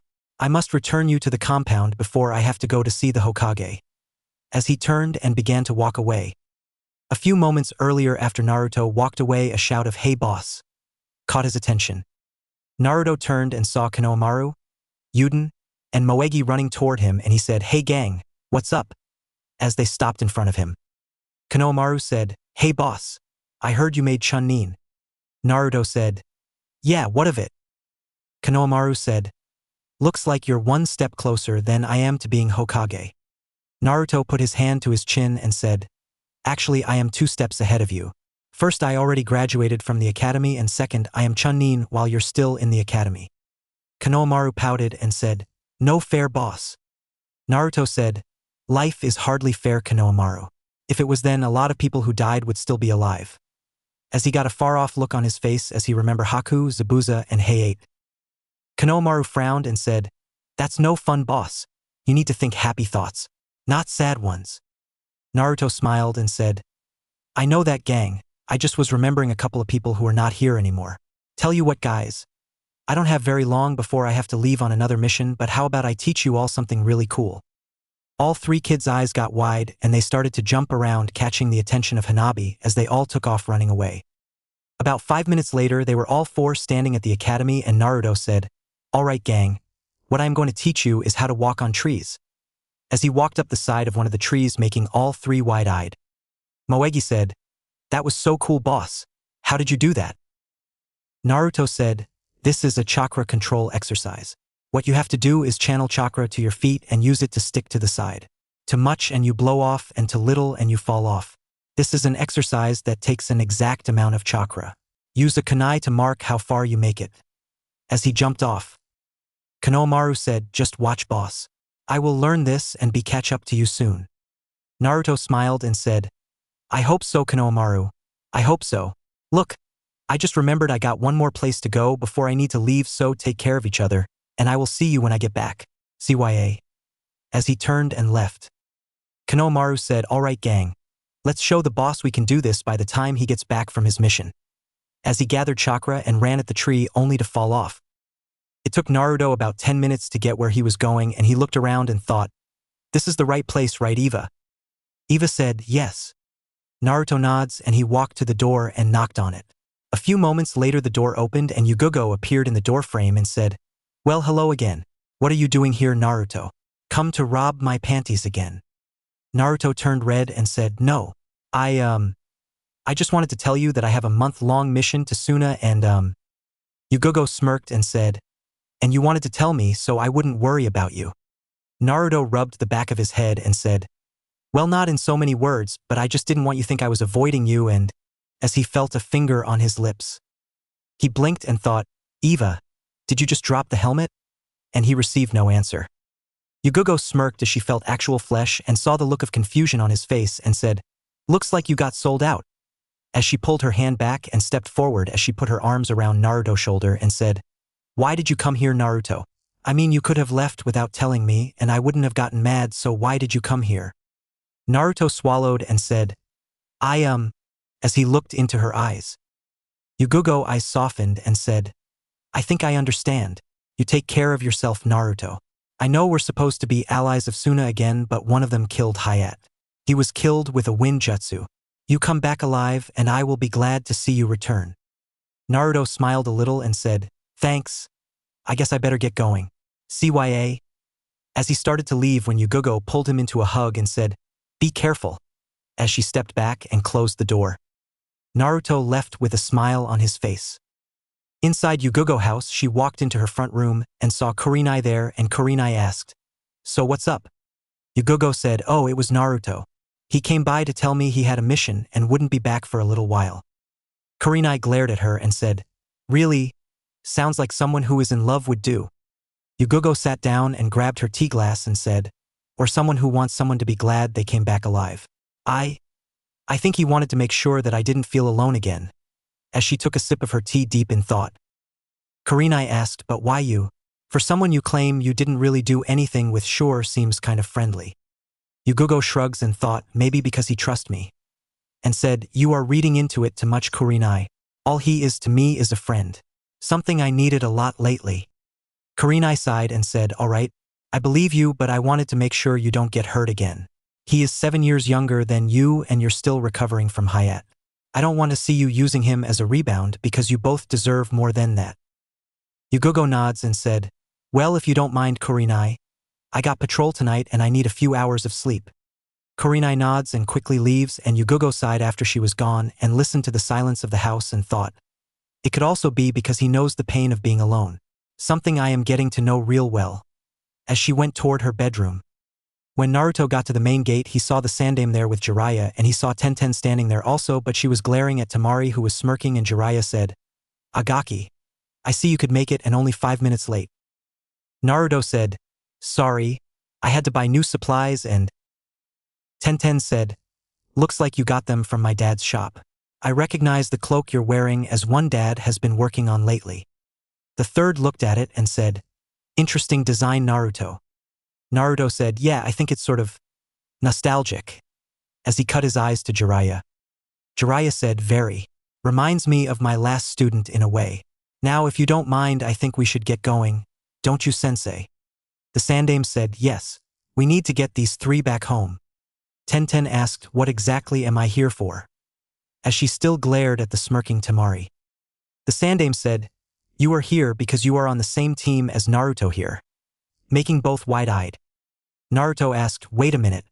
Why is she on my team when she already on Super Fuzzy Brow's team?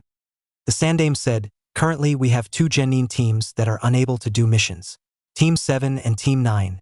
When you were removed from Team 7 due to your advancement and being selected as Jiraiya's new apprentice, I suggested to Tsunade that Niji be placed as the 3rd member of Team 7 as their scout. The position that you previously held because of your Kage Bunshin. Even though you are Jiraiya apprentice, he won't be your full-time sensei. Guy will be to help you with your taijutsu, which is one of your greatest weakness currently. Naruto was wide-eyed and asked, But what about Lee? He's like a son to Guy. Jiraiya sighed, Odds are Lee will never be able to resume duty ever again, Naruto. He is nearly in as bad of shape as you were, and you nearly died because of your arm. Making all 4 genin wide-eyed. Tenten frowned and asked, Well, if him and I are on the same team, then who will our 3rd member be? The Sandaime said, You will learn later. We must be going. As he began to walk out the gates, ignoring the questioning look from Naruto and Tenten. Tenten sighed as she walked over by Naruto and said as she raised her hand, It's a pleasure to be teamed up with you. As she shook Naruto's hand and blinked, narrowing her eyes at the way his hand felt. Naruto said, Thanks, and I look forward to working with you in the future. Temari growled in frustration and said, Damn it. All this tree-hugging crap is getting on my nerves. Can we go so I can get my fan back? Gaara walked over and to the shock of his siblings offered his hand and said, It is good to see you again, Naruto. Naruto shook his hand and asked, How you doing, Gaara? Gaara said, I am sleeping well thanks to you. Naruto said, What are friends for? Temari glanced at Kankuro, who was wide-eyed, and Naruto began to walk out the gates, and Temari shook her head as Gaara began to walk behind Naruto, and Tenten quickly walked up to catch Naruto and set pace beside him, and then Temari and Kankuro began to walk behind them with Jiraiya following them. As they were leaving the gates, another meeting was happening in the Hokage office. When Team 7 walked into the office, Neji was already present, and Tsunade saw Kakashi, and she said, "So this is Team 7. Now I am sure you noticed that you are currently short one member, and what is your problem, Uchiha?" As she saw Sasuke glaring at Kakashi, Sasuke turned to her and said in a demanding voice, "Release my Sharingan." Tsunade blinked and looked at Kakashi, who said, "Jiraiya-sama sealed off his Sharingan earlier." Tsunade narrowed her eyes and asked, "And why did he do that?" Sasuke said, "Because he—" Kakashi, afraid of what Sasuke might say, interrupted him and said, "Because Jiraiya-sama did not approve of the way Sasuke interacts with his other teammate," causing Tsunade to look at Sakura and saw the bruise on Sakura's face. Tsunade asked, "I assume that the bruise she has on her face is what you are referring to and that it was not part of a spar." Sasuke said, "No, it wasn't. She just does not know when to shut up to her betters," causing Sakura to flinch and look down and Kakashi to think, "Oh shit." Tsunade released a little ki on Sasuke and said, "First, your attitude is most disturbing and I find your lack of support in your teammate appalling. You will show me the proper respect, Genin, or I will have you chakra sealed off as well as your bloodline permanate. Second." Sasuke screamed, "You can't do that, you senile bitch." Tsunade released a massive amount of ki on Sasuke, making Sakura freeze, as did Neji, and Kakashi was sweating a little and thought, "Oh god, we're all dead. All I wanted was to do things at my own pace, read my book, and enjoy life." Tsunade got up from her desk and she grabbed Sasuke by his neck, lifting him up off the floor till he was 2 feet in the air, and she said, "Now you little pissant. I don't like you and I don't care who your family was. As far as I am concerned, the only good Uchiha is a dead one," making everyone wide-eyed. Tsunade continued, "Your clan has been nothing but a headache for years, and to tell the truth, when I heard about your clan massacre, I bought the entire bar a round of drinks. Hell, if it was in my power, I would have Itachi given complete pardon and a hero welcome back to Konoha for doing such a great deed. Now you will mind your place, follow orders, or I will send you to join the rest of your clan." As she shoved him toward the wall with enough force to cause a spider web to appear. She turned and returned to her seat and said, "Kakashi, I expect the next time you bring your students into my office, they show the proper respect, or it will be you receiving their punishment. Neji Hyuga, you are now a member of Team 7 replacing Naruto Uzumaki." Neji said, "I understand, Hokage-sama," with a smirk on his face, seeing Sasuke get owned. Sakura asked, "What about Naruto?" Tsunade looked at her and asked, "Naruto has been taken as the official apprentice of Jiraiya when he is in town and will be on Team 9 under Guy along with Tenten and another. Now I have a question for you. I know your sensei failed at teaching Naruto, so what has he taught you?" Causing Kakashi to flinch and look down. Sakura asked, "What do you mean Kakashi-sensei failed Naruto?" "He taught him tree climbing like he did me and Sasuke." Tsunade asked, "Is that all he taught you, Sakura?" Sakura seemed confused and said, "Well, yeah, why?" Tsunade glared at Kakashi and said, "Sakura, did you know that your sensei's own words about entering you into the Chunin exams was that he only put you in them to gain experience and to let Sasuke become a Chunin? He never expected either you or Naruto to pass the exams, and when Naruto did, Kakashi turned his back on Naruto and told him he wasn't worth his time," causing Kakashi to look away, ignoring the shocked look on Sakura's face or the glare on Neji. Neji thought, if nothing else, he was worth more of your time than the Uchiha. After all, he was able to defeat me. Sakura asked in a quiet voice, "Is that true, Kakashi-sensei?" Kakashi sighed and nods, and Sakura looked down, remembering Jiraiya's words, and looked at Tsunade and asked, "Hokage-sama, I don't have any skills besides having perfect chakra control and the 3 academy jutsu. I would like to ask permission to become your apprentice." Causing Kakashi to turn and look at her, shock, because he also remembered Jiraiya's words, and he looked down after that and thought, "I really have failed as a sensei." Tsunade looked at Sakura and said, "Shizune," causing the door to the side of the room to open and Shizune to step out. Shizune asked, "Yes, Tsunade-sama." Tsunade looked at her and said, "I want you to get a copy of the first 10 books that I had you study when I took you as my apprentice and give them to Sakura here when you get them ready. When she has memorized them, I want you to test her on her knowledge. If she can learn them all and pass your test, as well as learn 3 medical jutsu that all field medics know, I will think about letting her become a medic nin." Shizen said, "Hi Tsunade-sama. I can have it by tomorrow." Sakura was wide-eyed and asked, "Does that mean you will teach me?" Shizen looked at Tsunade and Tsunade said, "Perhaps, but only if you truly impress me. After all, my only apprentice so far is Shizen here, and she will always be my top priority since she is one of my precious people." Making Shizen smile, realizing she was referring to Naruto. Sakura said, "I will master Tsunade." Making everyone blink. Tsunade asked, "Master, I like the sound of that. Now the mission Team 7 has is washing the Hokage monument. The fires from the invasion deposited large amounts of ash on the monument faces, and when the contractors begin adding my face to the monument, I don't want them complaining about hazard pay from the ash, so you are to wash the monument. As for you, Uchiha, you are responsible for 5 D-rank missions a week by yourself as punishment for your failure of the Chunin exams. Your mission for today after your team mission is capture Tora, the Fire Lord's cat." Getting a snicker from Niji. Tsunade ignored the snicker and said, "You're all dismissed."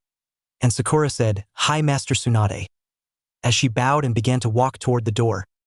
Over the next 4 hours, everyone walked in silence until they came to a fork in the road and Naruto stopped at the road as the others kept on walking. When Jiraiya passed Naruto, he stopped and asked, "Is something wrong, Gaki?" Drawing everyone's attention. The Sandaime looked back at Naruto and noticed Naruto had a far-off look on his face. Temari said, "Oi, what's your problem? We're all going this way." As Naruto continued to look down the road and said, "Hey Gigi, how long does it take to get to Suna from here?" The Sandaime said, "It's 2 days hard travel from here if we went full out all the way." "Why?" Naruto asked, "Do we have a set day to be in Suna?" As he looked at the Sandaime. The Sandaime said, "We have to be there in 10 days. "Why?" Naruto said, "I just recalled that Konoha still has to collect the extra cash for the mission Team 7 did in wave that was upgraded. It's only a half-day's travel from here and we could get a warm bed and hot meal for tonight and we could leave tomorrow and only add about a half-day extra travel if we go by trees." The Sandaime narrowed his eyes and asked, "That may be true, but we have the 3 Suna Shinobi here to think about, and they want to go home, so unless you have a good reason to head that way or they agree to it, I don't see any reason to make the trip there currently." Naruto frowned and said, "I see." The Sandaime asked, "What is so important that you wish to go to wave, Naruto? It's not like you to ask for something unless you have a very good reason." Naruto bit his lip and said, "There is a private matter I have to take care of there. I am sorry for stalling everyone." As he started to walk toward Suna, everyone looked at him and the Sandaime asked, "What is the private matter you need to go there for?" Naruto said, "There was something I ordered special there that should be done now. I was going to come back after the exam to get it, but with everything that went down I haven't had a chance and I am worried that when we come back in a month that it might not still be there." Jiraiya asked, "Does it have anything to do with that?" As he rubbed his right arm where Naruto had his broke. Naruto said, "No, it's just something I needed to order because of what happened on Team 7 mission to wave." The Sandaime frowned and looked at the Suna siblings and said, "Do any of you have a problem with making a small detour?" Naruto said, "If it helps, I am willing to pay you each $500 for the day of wasted time, and with the way wave has recovered I am sure you all might be able to find something there you like." In a pleading kind of voice. Tenten said, "I don't see a problem with it," as she looked at the pleading look on Naruto's face. Gaara saw the look and said, "We will do it." And Temari said, "Gaara, you can't do that. I mean we." Gaara interrupted her and said, "Please Temari. He is one of my precious people. If it was not for him, I would still not be able to sleep and Shikaku would still be able to possible attack and kill you." Making Temari's eyes soften as she looked at Gaara.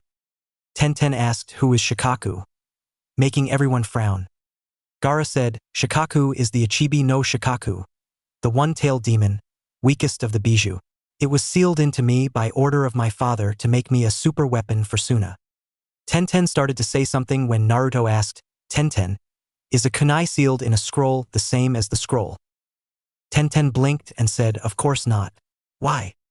Naruto said, "Gaara is the scroll. Shikaku is the kunai." Tenten looked at him and said, "I already know that. I use sealing a lot so I know the difference, but what I was wondering is why Shikaku could get free before but not now based on what everyone was saying." Jiraiya said, "Before the invasion Gaara had a weak seal with a berserker seal on top of it, making him unstable, preventing him from going to sleep unless the demon took control of him. After the invasion I put a new seal on him and it made it where Gaara can sleep and not have to worry about the demon." Tenten asked, How were they able to seal a demon into Gaara, and what effect did it have on you besides being able to take over your body? Gaara said, Shikaku was sealed into me when I was still inside my mother and it cost her life. Besides not being able to sleep, I have larger chakra reserves than a normal person along with my ability to control sand and my automatic defense that protects me. Tenten asked, but why did they seal it into you before you were born? Why not put it in an adult? Naruto turned his back away from everyone looking down the road to wave again and said, an adult's chakra coils are already developed and cannot handle the strain of having the demon's chakra put into his or her coils, releasing the demon back into the world, killing the adult. The only way to successfully seal a demon is to seal it into an infant who is either just about to be born or one who's only a few hours old, so that as the child grows up the coils would adjust and make it where the child could absorb the chakra, making it their own. Tenten asked, that sand creature you turned into during the invasion. That was Shikaku, wasn't it? Gaara nods and she looked at Naruto and asked, how do you know so much about it, Naruto, and how were you able to defeat a demon? The Yondaime did it, but it cost him his life and he was the Hokage. You were a genin? And what did you mean when you said that when Kyuubi met you that it was fucked during the exams? As she looked at him, Naruto sighed and said, my birthday is the same as your name. Figure it out. As he began to walk again, Tenten blinked and thought, Tenten, October 10th? As her eyes got wide as she realized that was the day Kyuubi attacked, and she asked, so you're like Gaara? The Sandaime closed his eyes and said, Jinchuriki. The power of a human sacrifice, that is what those who have a demon sealed into them are called. Gaara here was turned into one to make him a weapon. Naruto here was chosen to save our village by the Yondaime. There are those who wanted to turn Naruto into a weapon like other villages such as Suna. I refused to do that, and I wanted him to have as normal a life as he could. I issued a law that if anyone were to mention the true fate of the Kyuubi to those who did not know, that I would have them punished or executed. The Yondaime asked that Naruto be viewed as a hero, causing Naruto to snort. Naruto said, let's just go, Gigi. You don't have to explain your actions or the actions of others because it won't matter. You should know that by now. People will believe what they want. I have come to terms that I am nothing more than a sacrificial lamb who pays for all those who were hurt or died by the actions of who or what is a part of me. As he began to walk toward Suna, the Sandaime looked at Naruto sadly, and Tenten thought, that's almost what Dad said about Eva. Flashback. Dustin nods and said, good. I hate to do this, but you can't tell anyone about what you saw. If people found out my connection to Eva and what she represents, then people will come for me and will use you to get to me. What Eva represents is my sins. What your mother and I created was something that we wanted to help save people. But in the end it wound up destroying hundreds of lives in a country. Someday it could even destroy the world. I wanted to redeem what your mother and I created, and I used an innocent as a sacrifice. But I believe that my sins will be forgiven someday. I hope when I meet your mother for real on the other side that I can tell her that our sins were forgiven. As he walked into the back. End flashback. Tenten thought, could Naruto be the sacrifice that he used, and if so, what connections does he have to Eva? He was there right before Eva appeared. As she looked at Naruto and thought, his hands, they felt like metal. As Tenten was in thought, the Sandaime was looking sadly. Jiraiya was leaning against a tree. Gaara had his arm crossed looking at his siblings, and Temari bit her lip as Kankuro placed his hand on her shoulder and whispered, let's do it, sis. The past few weeks have been great, not having to worry about being killed by being close to our brother. He actually asked in his own way and is trying. I know I want to go home as well, but a day is not really that long. Temari sighed and said, fine, but you have to pay us like you said, and you had better be right about a hot meal and a soft bed. Loud enough for everyone to hear. Naruto got a smile on his face and said, I am. Just you wait. Come on, let's go. As he ran back the 100 feet, he had made it down the road to Suna and started to go down the road toward Wave. The Sandaime looked at Jiraiya as the group started to head down the road behind Naruto, and Jiraiya nods as he began to follow the group. A few hours later, the group arrived at the Great Naruto Bridge, and everyone but Naruto's eyes were wide, and Kankuro asked, what the hell? Why is this bridge named after you? Naruto looked back sadly and said, because here is where my innocence died. As he began across the bridge, everyone seemed confused about this, including the Sandaime, who thought, damn you, Kakashi. If you would have actually been a real sensei to all your students and not showed favoritism in your reports, then I would know what he is talking about. As the group followed Naruto across the bridge and entered the town, just at the beginning of the bridge, they saw that a bunch of children ran up to Naruto and were screaming for him to pick them up and play with them. Adults were either nodding toward him, smiling, as well as giving small bows, and several girls were blushing as they looked at him. Jiraiya looked at this and said, "Sensei, this is how he should have been seen in Konoha." As he saw the way Naruto relaxed around the people here, the Sandaime looked down sadly and thought, if this is how they view him, then someday, he may come here to live if Konoha does not change. Consequences be damned. Naruto smiled as the kids were tugging at his pants and screaming out his name, and he said, "Hey everyone, tell you what, if I show you all a cool trick, would you all let me and my company through? It's been a long journey and I have a lot to do and only a short amount of time." Several of the kids said, "Yeah," as they got all excited. Naruto nods and he jumped into the air and began to float, shocking Kankuro and Temari and Tenten since she did not get to see him fly because of the fighting. Several of the kids screamed, "But we already saw you fly." Naruto said, "I know, so just wait for it." As he closed his eyes and held his left hand above his head, and all the ninja tensed as they felt chakra begin to gather in his left hand, but could only barely see the blue glow, and then Naruto raised his right hand and jerked his right hand a second before a blue ball of chakra shot out of his left hand. Around 100 feet in the air, an explosion rocked the sky, followed by 9 others, and the kids screamed, "Fireworks." Naruto slowly landed on the ground and said, "See, neat trick, huh?" As the kids all cheered and began to go back to their parents, who clapped and listened to their kids cheer. When the crowd had dispersed, Naruto smiled, faded a little, and he said, "All right, sorry about the wait. I will show you all to where we can stay the night." As he began to walk away, Temari asked, "What is he, bipolar? He changes from all happy and excited to sad and depressed at the drop of a hat." The Sandaime sighed and said, "It's because he let his emotional mask drop. What you all saw was probably something he has hardly ever showed anyone. The real him, not the happy-go-lucky idiot who screams for attention like you all saw in the exams." As he began to follow Naruto, the group was in deep thought, and Jiraiya thought, that is also the way his mother was. She carried her emotions on her sleeves. As he followed, they soon came to a 2-story home, and Naruto walked toward the door and knocked on it. A female voice said, "Just a moment." And when the door opened, Tsunami appeared in the door and her eyes brightened and said, "Naruto." As she pulled him into a hug, and he smiled as he hugged her back and said, "Hello Tsunami, how are you doing?" Tsunami let go and kissed his head, getting a confused look from him a moment as he actually felt the kiss, and he said, "I've been good. I got promoted like I said I would." Tsunami said, "Congratulations. Come on in, and who is all these people, Naruto?" Naruto said, "Oh, let me introduce you. This is my new teammate Tenten, my part-time sensei Jiraiya, the Sandaime Hokage of Konoha, and this is our diplomatic escort to Suna, Temari, Kankuro, and Gaara. We were on our way to Suna when I requested to stop by here to get that extra pay from the old drunk and to finish a few things I had left to do." Tsunami said, "Well, it's a pleasure to have such an honored group here, and normally, I would let you all stay here, but the Kazanami Inn just opened 2 weeks ago, and seeing as you are the owner of it, I figure you would want your guests to stay there, right?" Naruto ignored the shocked looks everyone was giving him and said, "Yeah, but I still don't see why you all are doing that for me."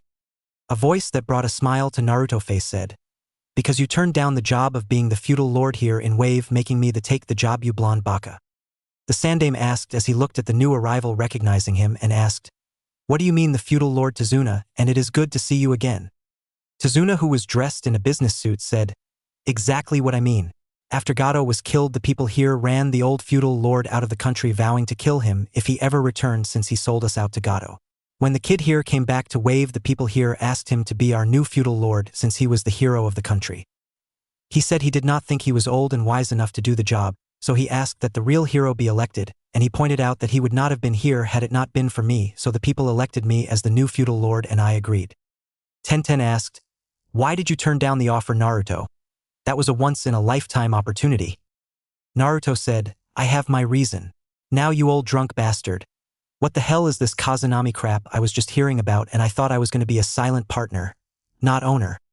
Tazuna said, "Well, the inn, as you know, was originally used for Gato's slave prostitution ring, and when you were here during those 3 weeks and took out those men who were still running it, freeing those girls, it just felt like the right payment to give the building to you, so after remodeling it, and in hiring a few of the girls who stayed and offered to work there in exchange for room and board since they didn't have anywhere to go after Gato killed their families, we all felt everyone won. I know you wanted me to be the owner and you just be a silent partner, so that way someone here in Wave could keep an eye on it and run it, and you would never actually touch the money it makes." Naruto sighed and said, "And the name?" As he glared at Tazuna. Tazuna said, "Oh, that. Well, there are two reasons for that. One, because you are the wind of change for the land of wave and you already know the second reason. Naruto said, must not kill drunk, must not kill drunk. As he began to rub his temples. The Sandaime said, I take it they know about that, Naruto. Naruto said, they know part but not all, and drop it. So would you mind setting all these people here in a couple of rooms? I still need to go see someone before it gets dark. As he looked at Tazuna. Tazuna said, sure. After all, it is my duty as the feudal lord to welcome as many diplomats as I can. Please follow me and I will show you to the inn where you can stay. Temari asked, Oi, what about our money? Naruto stopped and turned his right arm away from everyone and pulled his wallet out and counted out the cash and handed it to them all, and Jiraiya asked, where are you going, Gaki? You know it's not safe for. Naruto said, around, and don't go there. I've been taking care of myself since I was 4. If anything happens, follow the explosions. As he took off toward the town, leaving the group behind. Tenten asked, where is he going?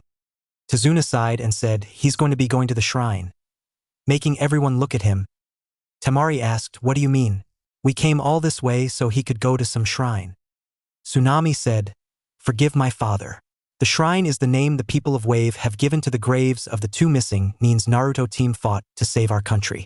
In the end, they both died to save our country, so we honor them for that, but for Naruto it's personal. I don't know the exact details since I respect his privacy, but something happened between the boy Haku and Naruto. Tenten blinked as she remembered what she read, and the Sandaime asked, Naruto mentioned something about losing his innocence on the bridge. Do you know what he was talking about? Tsunami said, no, I don't. Sorry. The Sandaime nods and Jiraiya asked, where is this shrine so if he runs into trouble we can get there quicker? Tsunami said, did you notice the cliff about a mile south of the bridge when you were crossing it? Getting a nod from everyone, it is at the top of the cliff. Jiraiya nods and said, well, let's go get checked in so we can eat and perhaps I can do some research. As he let out a perverted giggle as he began to follow Tazuna. The group followed Tazuna for about 10 minutes until they came to a 4-story inn with a blue-black sloped roof, 60 windows, and the top half was painted sky blue and the bottom was painted sea blue with the two blending together in the middle, and a gold plaque with the name Kazunami Inn on the front. Tenten said, so Naruto owns this place. Looks nice.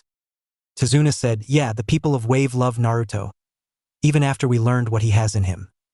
As he glared at the Sandaime. The group froze and the Sandaime asked, did Naruto tell you about that? Tazuna said, no, he had it bad enough that he doesn't want to tell anyone about it. The ninja you sent here with the adjusted price for the mission asked why would we chose a demon like him as our village hero. When we defended him and asked why he called Naruto a demon, he told us about the Kyuubi being inside him. When Naruto came here, a child asked him and Naruto said it was true and started to leave, but the people here told him we still saw him as our hero and even more of one because he holding Kyuubi from coming here as well. We told that ninja before he left if he ever came back here again we would kill him, so please feel free to send that man back anytime. With a smirk on his face. The Sandaime shook his head and thought, I will check to see who I sent here and he will be spending time with Ibiki and Enko both. And said, not Eve. Tazuna said, don't. Naruto already defended your village and said only a few saw him that way, not everyone. I don't know why he would protect your village by lying, but we won't dishonor him or his sacrifice now, please follow me. As he walked inside to the reception desk, and Temari and Tenten both were shocked to see a girl the same age as them behind the counter, remembering hearing about the slave prostitution, and for a moment both girls looked at each other thinking the same thing. Tazuna said, hello Isis. How are you today? Isis said, I am doing well, Tazuna-sama. How are you today and who are our honored guest? Tazuna said, this is a few honored guests who are traveling with Naruto. Isis spoke up in a fangirl voice, Naruto-sama is here. Where is he? I want to see him again after he freed me from Gato and his men. With an excited look on her face. Tazuna said, he's gone to the shrine, Isis, but you can check in his guest. Isis said, oh of course, please sign the guest list and the rooms will be on the house for the night since you're with Naruto-sama. As she turned the registry around for them to sign. As the group signed the list, Tenten asked, what should we do now, Sandaime-sama, since the sign shows 2 hours until dinner? The Sandaime said, I guess since you all have your room key you can do what you want until then, but please leave your high 8 in your pocket so people won't suspect you of being ninja and we are not accused of being idiots like a certain people. With distaste sounding at the end. Tenten looked as the Sandaime and Jiraiya went up the stairs and she turned and saw the 3 Sansibs looking at each other and she shook her head before she turned and left the inn. Naruto, after leaving the group, walked through town for about 10 minutes until he came to a shop that he was looking for and he walked in. The man behind the counter looked up and said, "Oh, hello Naruto-sama. What can I do for you today?" Naruto said, "I was wondering if that order is ready." The man nods and said, "Yeah, but do you have the money?" Naruto pulled out his wallet and handed the man $5,000, and the man pulled out a scroll and asked, "Do you know how to unseal items?" Naruto said, "Yeah." The man said, "Good. Then just make sure that scroll is in the middle of where you want to set it because it will unseal 10 seconds after you drop blood on the seal, and it will be next to impossible to move again. Got it." Naruto nods and said, "Thank you," as he turned and left. When Naruto got to the graves of Zabuza and Haku, he closed his eyes a moment when he heard a voice asked, "So it was Zabuza Momochi that Team 7 encountered on your mission here? I thought that was just a rumor," causing Naruto to turn and look at Tenten, who walked out of the woods. Naruto asked, "What are you doing here?" Tenten pointed toward the grave and said, "I'm a weapon master and respect other weapon users. I heard the rumor that Zabuza had died and I wanted to see if the rumors were true, and since I recognize the famous head-chopping cleaver of Zabuza, I can see it is true." Naruto frowned and said, "They were as you can, so if you don't mind, please leave." Tenten crossed her arms and said, "I also wanted to see the grave of the so-called hero claimed by Naruto Uzumaki on a tree in Konoha who goes by the name Haku Momochi." Naruto's eyes widened a moment and he said, "So you found that, huh?" As he looked away at the grave, Tenten asked as she walked over, "Want to talk about it?" Naruto asked, "Why are you here really?" in an accusing tone. Tenten said, "You're my teammate and you look like you're hurting and I want to help. Why are you so defensive?" Naruto ignored her question and he pulled out a scroll and walked over to where the sword of Zabuza and the cross with Haku mask was, and he removed both from the ground and set the scroll on the ground where they had been before he opened it, and keeping his hand away from Tenten, he unsealed his hand and cut his finger with the nail of his thumb and let some blood hit the seal. A few seconds later, a puff of smoke covered where the scroll had been, and there stood a marble platform with a statue that looked exactly like Haku, and Zabuza stood, and Naruto looked at both sadly as he took the sword of Zabuza and put it on a slot on his back, and the sword clicked when it got in position to look like he was carrying it, and he took the broke mask of Haku and he looked at the mask and said, "I broke this mask that day on the bridge," as he slowly placed the broke mask over half of Haku's face. Tenten sat down on a rock and asked, "What happened on the bridge? You said you lost your innocence there, but I don't understand what you mean. Why are you going through so much effort for the dead?" Naruto was silent for several moments and said, "Some call that bridge the bridge of destiny as well as the bridge of heroes. I call that bridge the bridge of lost innocence. On it I faced true evil for the first time in my life. Evil that wanted nothing more than to stick its hands through the chest of its enemy and pull the heart out while it still beats. An evil that was so powerful that it could and would have destroyed all in its path. And that evil was in my own heart." As he looked at the grave, Tenten asked, "So you met the Kyuubi somehow?" Confused, Naruto shook his head no and said, "No. There on the bridge for a moment the mask hunter Nin, who was Zabuza's partner, had used me as bait to get Sasuke to defend me so he could be taken out, and it worked. Sasuke took what appeared to be a fatal strike to save me. It was the second time that someone took a strike to protect me because I was too weak. Sasuke died in my arms and I felt no pulse on his body. I heard whispers in my head. At first I thought that it was imagination. When I finally learned the truth of why everyone hated me, I thought that everyone was wrong. That the ceiling had went different and the Kyuubi and I were not in the same body, but when I heard the whispering for revenge, I finally had to accept that the Kyuubi was really in me. But on that bridge I learned the truth. In that moment when I saw Sasuke die for me, something snapped in me. I didn't care what the whispering was. I didn't care if I live or die. All I wanted was to see the hunter Nin dead. I gave in to it. I was consumed by the power that flowed through me. I wanted more of it. It was like a drug that you can never get enough of, and yet I felt empty inside. I felt like I was floating in my body as I watched my body destroy the hunter Nin, destroying the innocence of the boy behind the mask, destroying the future he had, destroying his will to live, and most of all destroying the first person who saw me as me and care if I live or die without pity or duty being behind it. Tenten asked, "What happened?" as she looked concerned and a little scared. Naruto closed his eyes and stood up and touched the mask on Haku's face and said, "Like this mask, I was broken inside. When I saw Haku's face, I fought myself to regain control of my body. I heard the whispering asking, why do I resist now? When it could have been me, they're dead, and I fought against the whispering. I thought it was Kyuubi I was going against. It wasn't. It was the part of me I always denied to listen to, the part who always wanted to hurt those who hurt me. I realized at that moment that it was me, a part of me that wanted to kill the hunter Nin, to rip his heart out. I could not let that part of me that wanted to hurt him when it was the hardest fight I have ever had. It was at that moment I truly understood what Haku meant when he said true strength comes from protecting what is precious to you. I faced an ugly truth that day. I faced that I am not the happy-go-lucky idiot everyone thought I was. I am not the cold-blooded killer who wanted to destroy everything, but I could be, since I am someone who is parts of both and neither. Realizing that scared me more than learning the QB was inside of me. I could not let that happen. I would not let that happen. Unfortunately, all of this realizing came at a heavy price. Haku told me why he was there and why he had nothing left to live for since I destroyed him in battle, making him useless as a tool to Zabuza. He asked me to kill him and stain my hands with his blood. It was to be the last request from my first true friend. I went to fulfill it, but he had one last duty to Zabuza, and at the last moment before my blade pierced his heart, he shoe-shined away and took a Chidori from Kakashi, killing him to save Zabuza. 10 seconds later, it was learned their employer double-crossed them, and in my grief, I convinced Zabuza to kill Gato to avenge Haku. 60 seconds later, it was learned Haku only put Sasuke in a fake death, and all my anger and revenge that caused Haku his life was for nothing. They call me a hero. If it was not for Haku, I would most likely have lost myself that day on the bridge to my dark side and killed everyone here before I returned to Konoha to do the same in my anger. I vowed on these graves that I would protect what is precious to me, using everything in my power to save them. The QB, my own skills, even my life. I would never cause those I care for to be hurt ever again, even from myself. Tenten looked sadly at Naruto and she said, "So that is why you put so much effort into honoring their memory, to punish yourself for what happened that day." Naruto said, "I am a sacrifice. It is my responsibility to be the one who gets hurt, not be the one who causes the pain." Tenten got up and went to slap him in the face when Naruto heard Eva in his head scream a warning, and he grabbed Tenten by the side and leaps back as she screamed, "What the hell are you doing?" Before an explosion hit where they had been standing, as Naruto landed and took a defensive stance in front of her and said, "Hello, Sushi. Where's your partner?"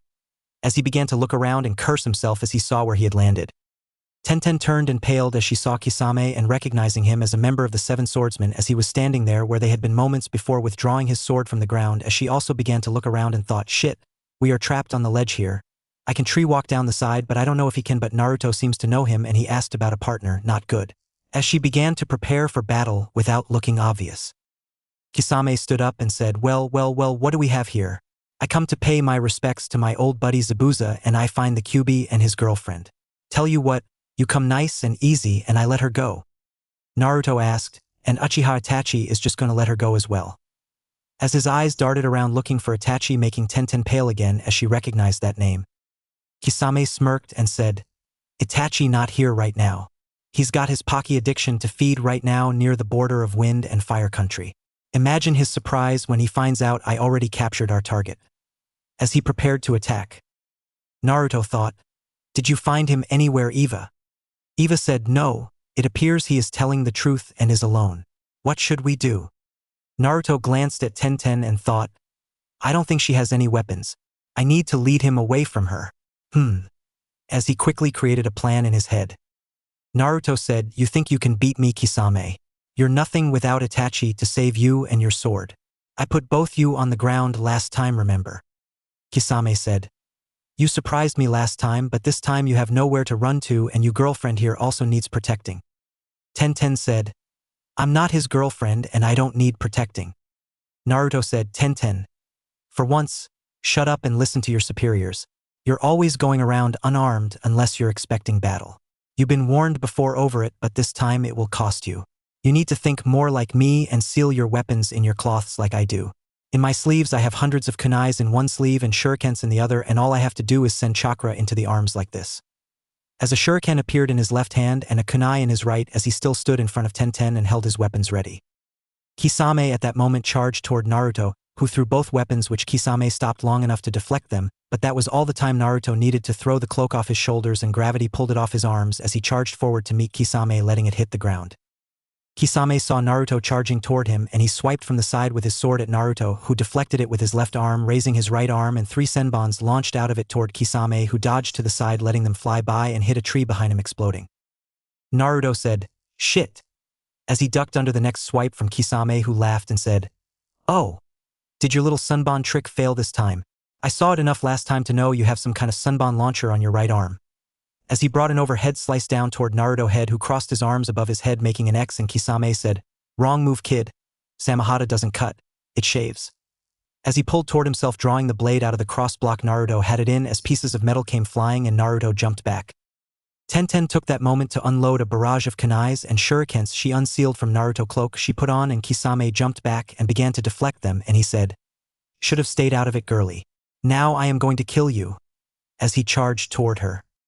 Naruto saw this and thought, "Eva, drop the weights," as he charged to intercept Kisame.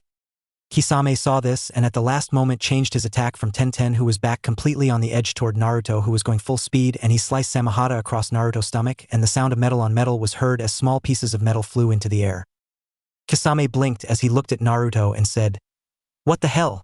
First you're not losing any chakra to Samehada, and now every time I attack you there is some kind of armor protecting your body, but I don't see any." Naruto said, "It sucks for you that I know the secret to chakra metal," as he glanced at Tenten and asked, "You okay, Tenten?" Tenten said, "Yeah, but I don't have much room to fight, and looks like I have the same problem I had with Temari here." Naruto frowned and started to ask, "Can you G?" Kisame interrupted him as he said, "Sorry, kiddies.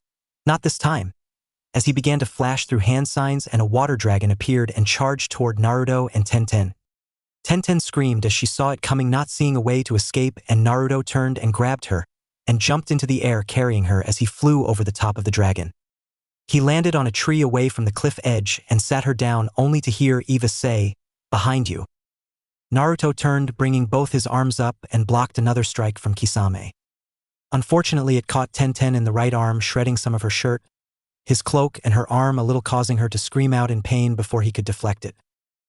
Naruto gritted his teeth as he kicked Kisame in the side, knocking him off the tree, and charged toward Kisame, forcing him to jump back, and he screamed, "Are you okay, Tenten?"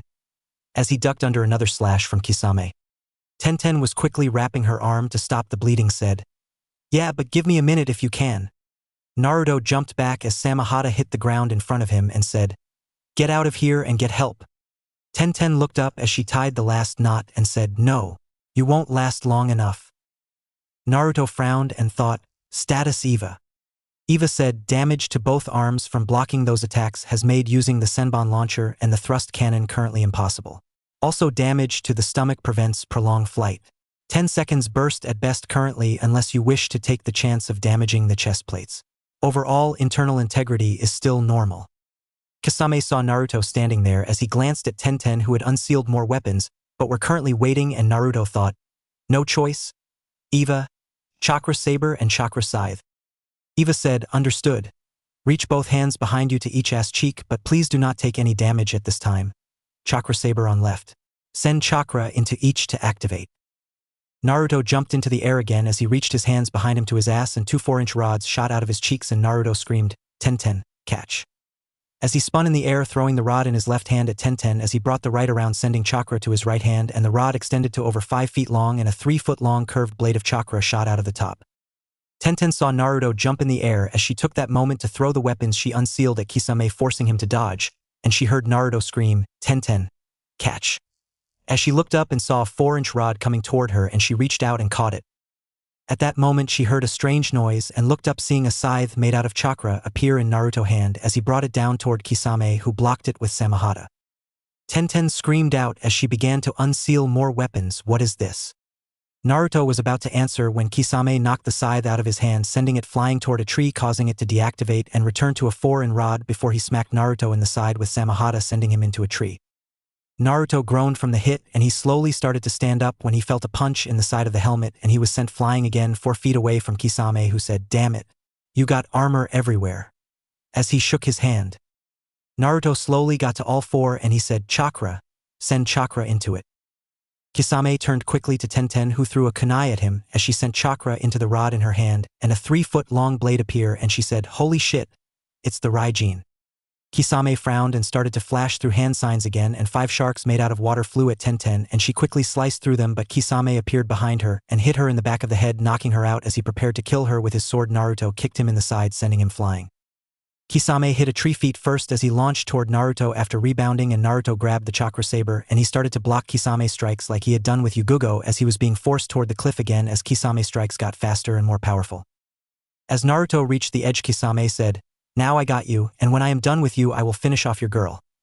As he went to slice Naruto down the middle with Samahata, but Naruto held up his left arm taking the strike again, and Naruto went to slice Kisame in the side with the chakra saber, but Kisame grabbed Naruto's wrist, stopping the strike, and he began to overpower Naruto.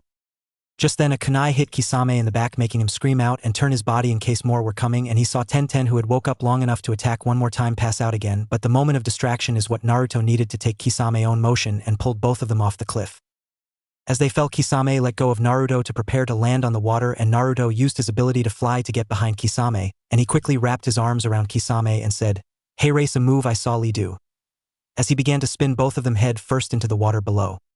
As they hit the water, he released Kisame and he heard Eva say, "Structural integrity down to 60%. Minor stress leak in the stomach section. Be careful, Naruto, we're not completely airtight at the moment. I would say 10 minutes of air before you have to surface due to water intake."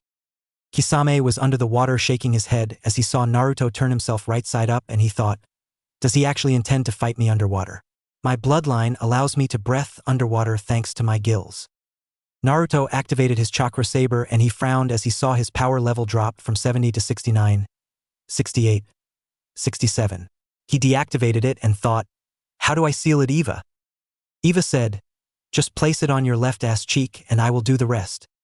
Naruto did as she said, and it was consumed into a seal. Kisame took Samahata and he tested his swing under the water, and he began to use his feet to swim quickly toward Naruto, who turned and began to go deeper into the water. Kisame followed until they were about 200 feet below the surface, and Naruto turned and put his hands together and two other Naruto appeared and they split up into 3 directions. Kisame stopped and looked at all 3 and thought, "Stupid clones. Which one is the real one?" All 3 stopped when they got about 60 yards away from Kisame, and they faced him and held both their hands out to the side and began to gather chakra as Rasen Shuriken appeared. Kisame's eyes got wide and thought, "Shit." As all 6 were thrown at him, but under the water they only went about half as fast as they normally would, and the 2 cage bunshin disappeared. Naruto saw that Kisame used Samahata to eat the closest 2, and he turned to get the second 2, and Naruto saw he only had 5% of his chakra left, and he looked at his hand and saw that his cloak shield had dropped, and he activated his thrusters in his feet that allow him flight and underwater movement, and he charged toward Kisame, who had Samahata eating the closest 2 Rasen Shurikens, and had his back to Naruto, and Naruto got there just as Kisame began to turn, and he grabbed Kisame like he did before they hit the water and said, "Let's go to hell together." As Kisame saw the Iron Man armor, and then the Rasen Shuriken sliced into Kisame's side, slicing off his arm that held Samahata, and hit Naruto as well, but Naruto armor absorbed the chakra from the attack, giving him just enough to return his cloaking shield. Kisame, who was screaming out in pain, was swimming to the surface as fast as possible so he could slow the blood loss from the slash in his side and the stump where his arm had been. Naruto saw this and laughed a moment until the HUD display went out and everything went dark inside the armor, and he said, "Eva, what's going on?" Eva said, "Stand by." Naruto waited a moment as he tried to move as he felt his body hit the ocean floor, and he asked, "Eva?" with a little bit of fear in his voice. Eva said, "Stand by, please. I am very busy." Naruto felt water inside the suit up to his waist and was getting more scared when Eva said, "Beginning power-up sequence." As the HUD display showed up again and Naruto saw the sonar display was on, and he asked, "What's going on, Eva?" Eva said, "Sorry about that, but I had to divert resources toward repairing the damage to the stomach section of the suit. The pressure from the water caused the suit to crack in that area. I was able to seal off everything above the damage area to keep the water from going any higher than that, but it took nearly all the remaining power you had, but after I got it into position I was able to release a little QB chakra into the power cell, and currently we have 15% power. I would suggest we get out of here as soon as possible." Naruto frowned and thought, "But what about the Samahata? I don't want Kisame coming back and getting it." Eva was silent for a moment and said, "Based on where we ended up and where it began to fall, I would say it is somewhere within 100 square yards of our current location, but I cannot tell you in which direction." Naruto looked at the sonar display and thought, "Can you give me infrared as well as sonar? Perhaps the body heat from Kisame's arm can help us find it." Naruto saw the HUD display change and he looked around and saw several heat sources under the water, and he looked in a circle and he said, "That one, the one that is getting cooler quick. Do you have a lock on it?" Eva said, "Yes." Naruto said, "All right, let's check that out," as he began to slowly go toward the heat source. A few minutes later they came across a bed of coral, and Naruto saw Kisame's arm but did not see Samahata, so he grabbed the arm and he looked around and thought, "Damn it. Do you think if we come back when we get more chakra you could still find that area where it might be?" as he saw his chakra level slowly going down. Eva said, yes, though every minute the range gets bigger. Naruto sighed and said, fine, it's a lost item then, as he began to go toward the surface. When he made it to the surface, he looked around and saw that Kisame was nowhere in sight, and he suddenly felt lighter as all the armor was sealed, and he thought, Eva, what's going on? Eva said, I need to work on repairing the damage to the suit, and it would look weird with the cracks in your cloths where the damage was, would it not? Naruto frowned and thought, all right, just let me know when it is ready again. As he swam toward the wall and he used chakra to climb to the top. When he got to the top, he saw Tenten still passed out, and he frowned as he ran over to her and he tapped her on the arm and said, Tenten, Tenten, can you hear me? Wake up. Tenten groaned as she turned a little, and Naruto thought, well, at least she alive. As he looked around the clearing and his breath caught as he looked at the statue, and he saw the mask Haku had was completely shattered, and he let a tear fall. He then got up and grabbed all the weapons, and he blinked as he found the chakra scythe and thought, well, I will have to wait until the suit is repaired to reseal it. As he put it in the pocket of his vest. He then walked back over to where Tenten was, and he picked her up and began to carry her back to town. A little while later, Gaara was in the middle of the road screaming, oh, make it go away. Please stop. As he held his head with a crazy look on his face. On a bench on the side of the road, Kankuro asked, funny, before when he was like this I would be running and hiding. Tamari's sweat dropped and said, I can't believe him, how embarrassing. As she slapped her head. Kankuro said, hey, you can't blame him. Just then Gaara stood up straight and pulled out some of the money Naruto had gave him and said, I will have another please. A man said, look kid, I know you like the slushies, but if you keep drinking them that fast the brain freeze you're feeling is going to get worse. Now what? Naruto-sama, is everything alright? As he saw Naruto coming down the road with Tenten in his arms, passed out. Gaara, Kankuro and Tamari all three turned, and Tamari saw Naruto cloak on Tenten and said, looks like she was easy after all. With a snicker in her voice. Naruto glared at her and asked, do any of you three know any medical jutsu? Making all three blink. Kankuro, who was snickering a moment, was the first to recover and asked, what's wrong? She like it rough. Naruto kicked him right in the nuts and he screamed out in pain before he fell to the ground holding himself, and Naruto glared and asked, now, do you know any medical jutsu? Gaara said, no, we don't. Naruto, why? Naruto turned and said, get your siblings and follow me. We were attacked by a missing nin. All three got serious at this point. Well, as serious as one can be while holding himself, but Tamari asked, who was it and what happened? Just then Tenten shifted in Naruto grip and Kisame arm that was on her stomach fell to the ground, making a woman nearby scream and the slushy vendor to pale. Naruto said, he got away but not without us getting a piece of him. Pick that up for me, will you? I need to get Tenten some help. As he began to walk toward the inn. Gaara picked it up with his sand and said, come. As he began to follow Naruto. Kankuro frowned and said, did you see that arm? It was blue. Who the hell has blue skin? Tamari glared at her brother and said, did you notice anything wrong with that picture though? Why is it besides having wet cloths he looks unharmed? Kankuro thought a moment and said, hey, you're right. Tamari rolled her eyes and said, I'm always right. It comes with being a woman. Come on. As she ran to catch up with Naruto and Gaara.